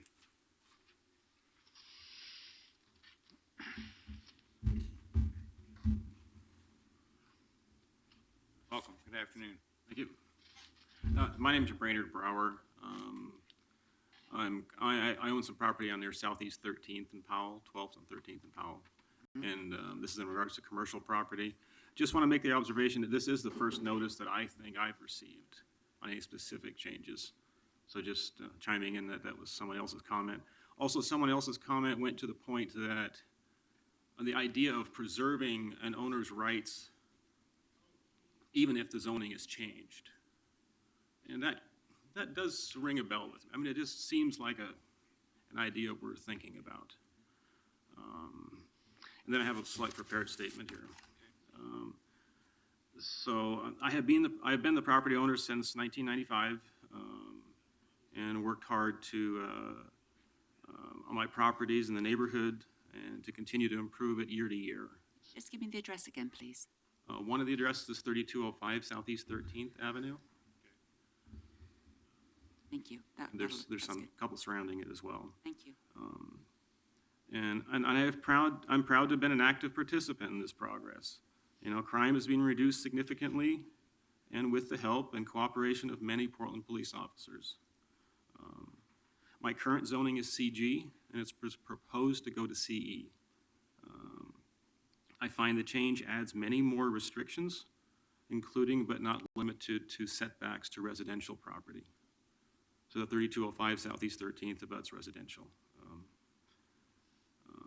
The new CE zoning may have its place, but in this situation, it reduces the incentives for revitalization, at least as I can see them at this time. I request my zoning to be left at CG, or if not, provide some real incentives, move it to CX or something. I don't know. This is a critical time to get it right. As a point of perspective, the properties directly to the north of me, north of Powell, and east of Southeast 11th Avenue. Those properties are owned by the fire department, which are businesses being moved, probably partly PDC, TriMet interests, and some private development. That's being proposed to go to EX zoning. And that's a landlocked property from the north by the train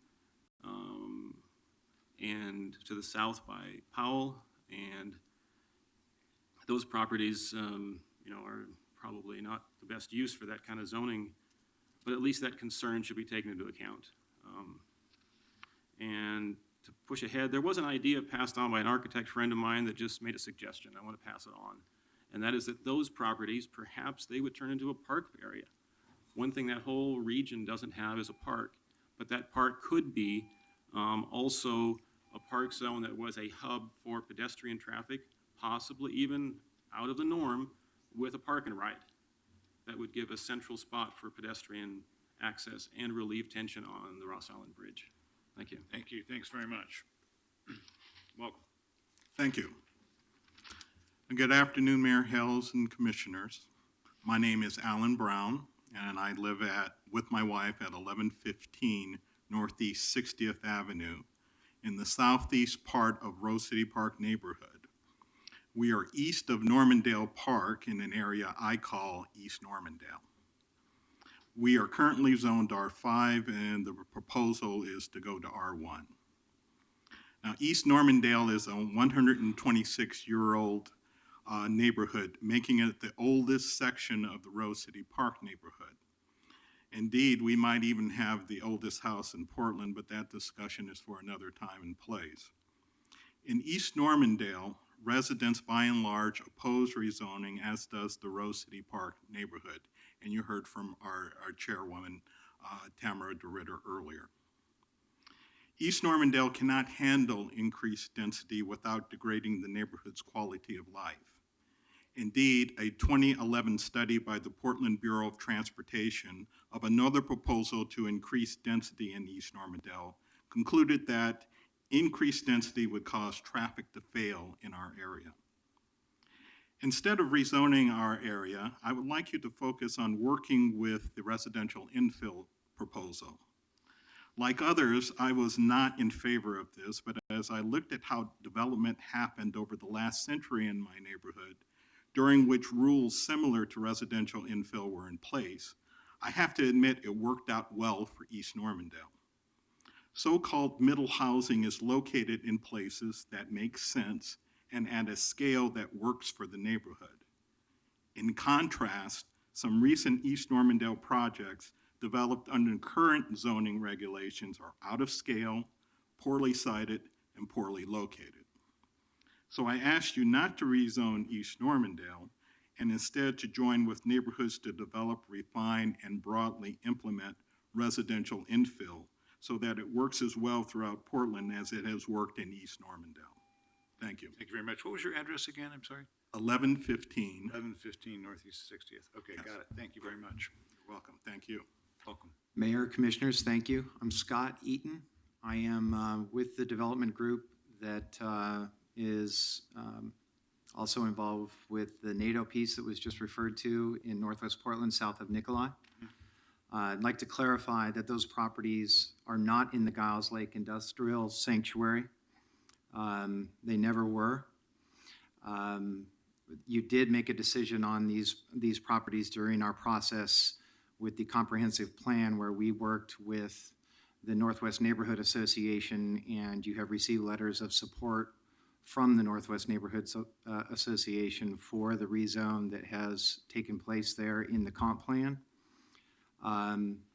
We worked together to come up with an R1 zone along Wilson, in this case where we did middle housing at their request, and then kept the ability to do virtually the same uses that are there now, but also do potentially more residential there as well with the properties to the north.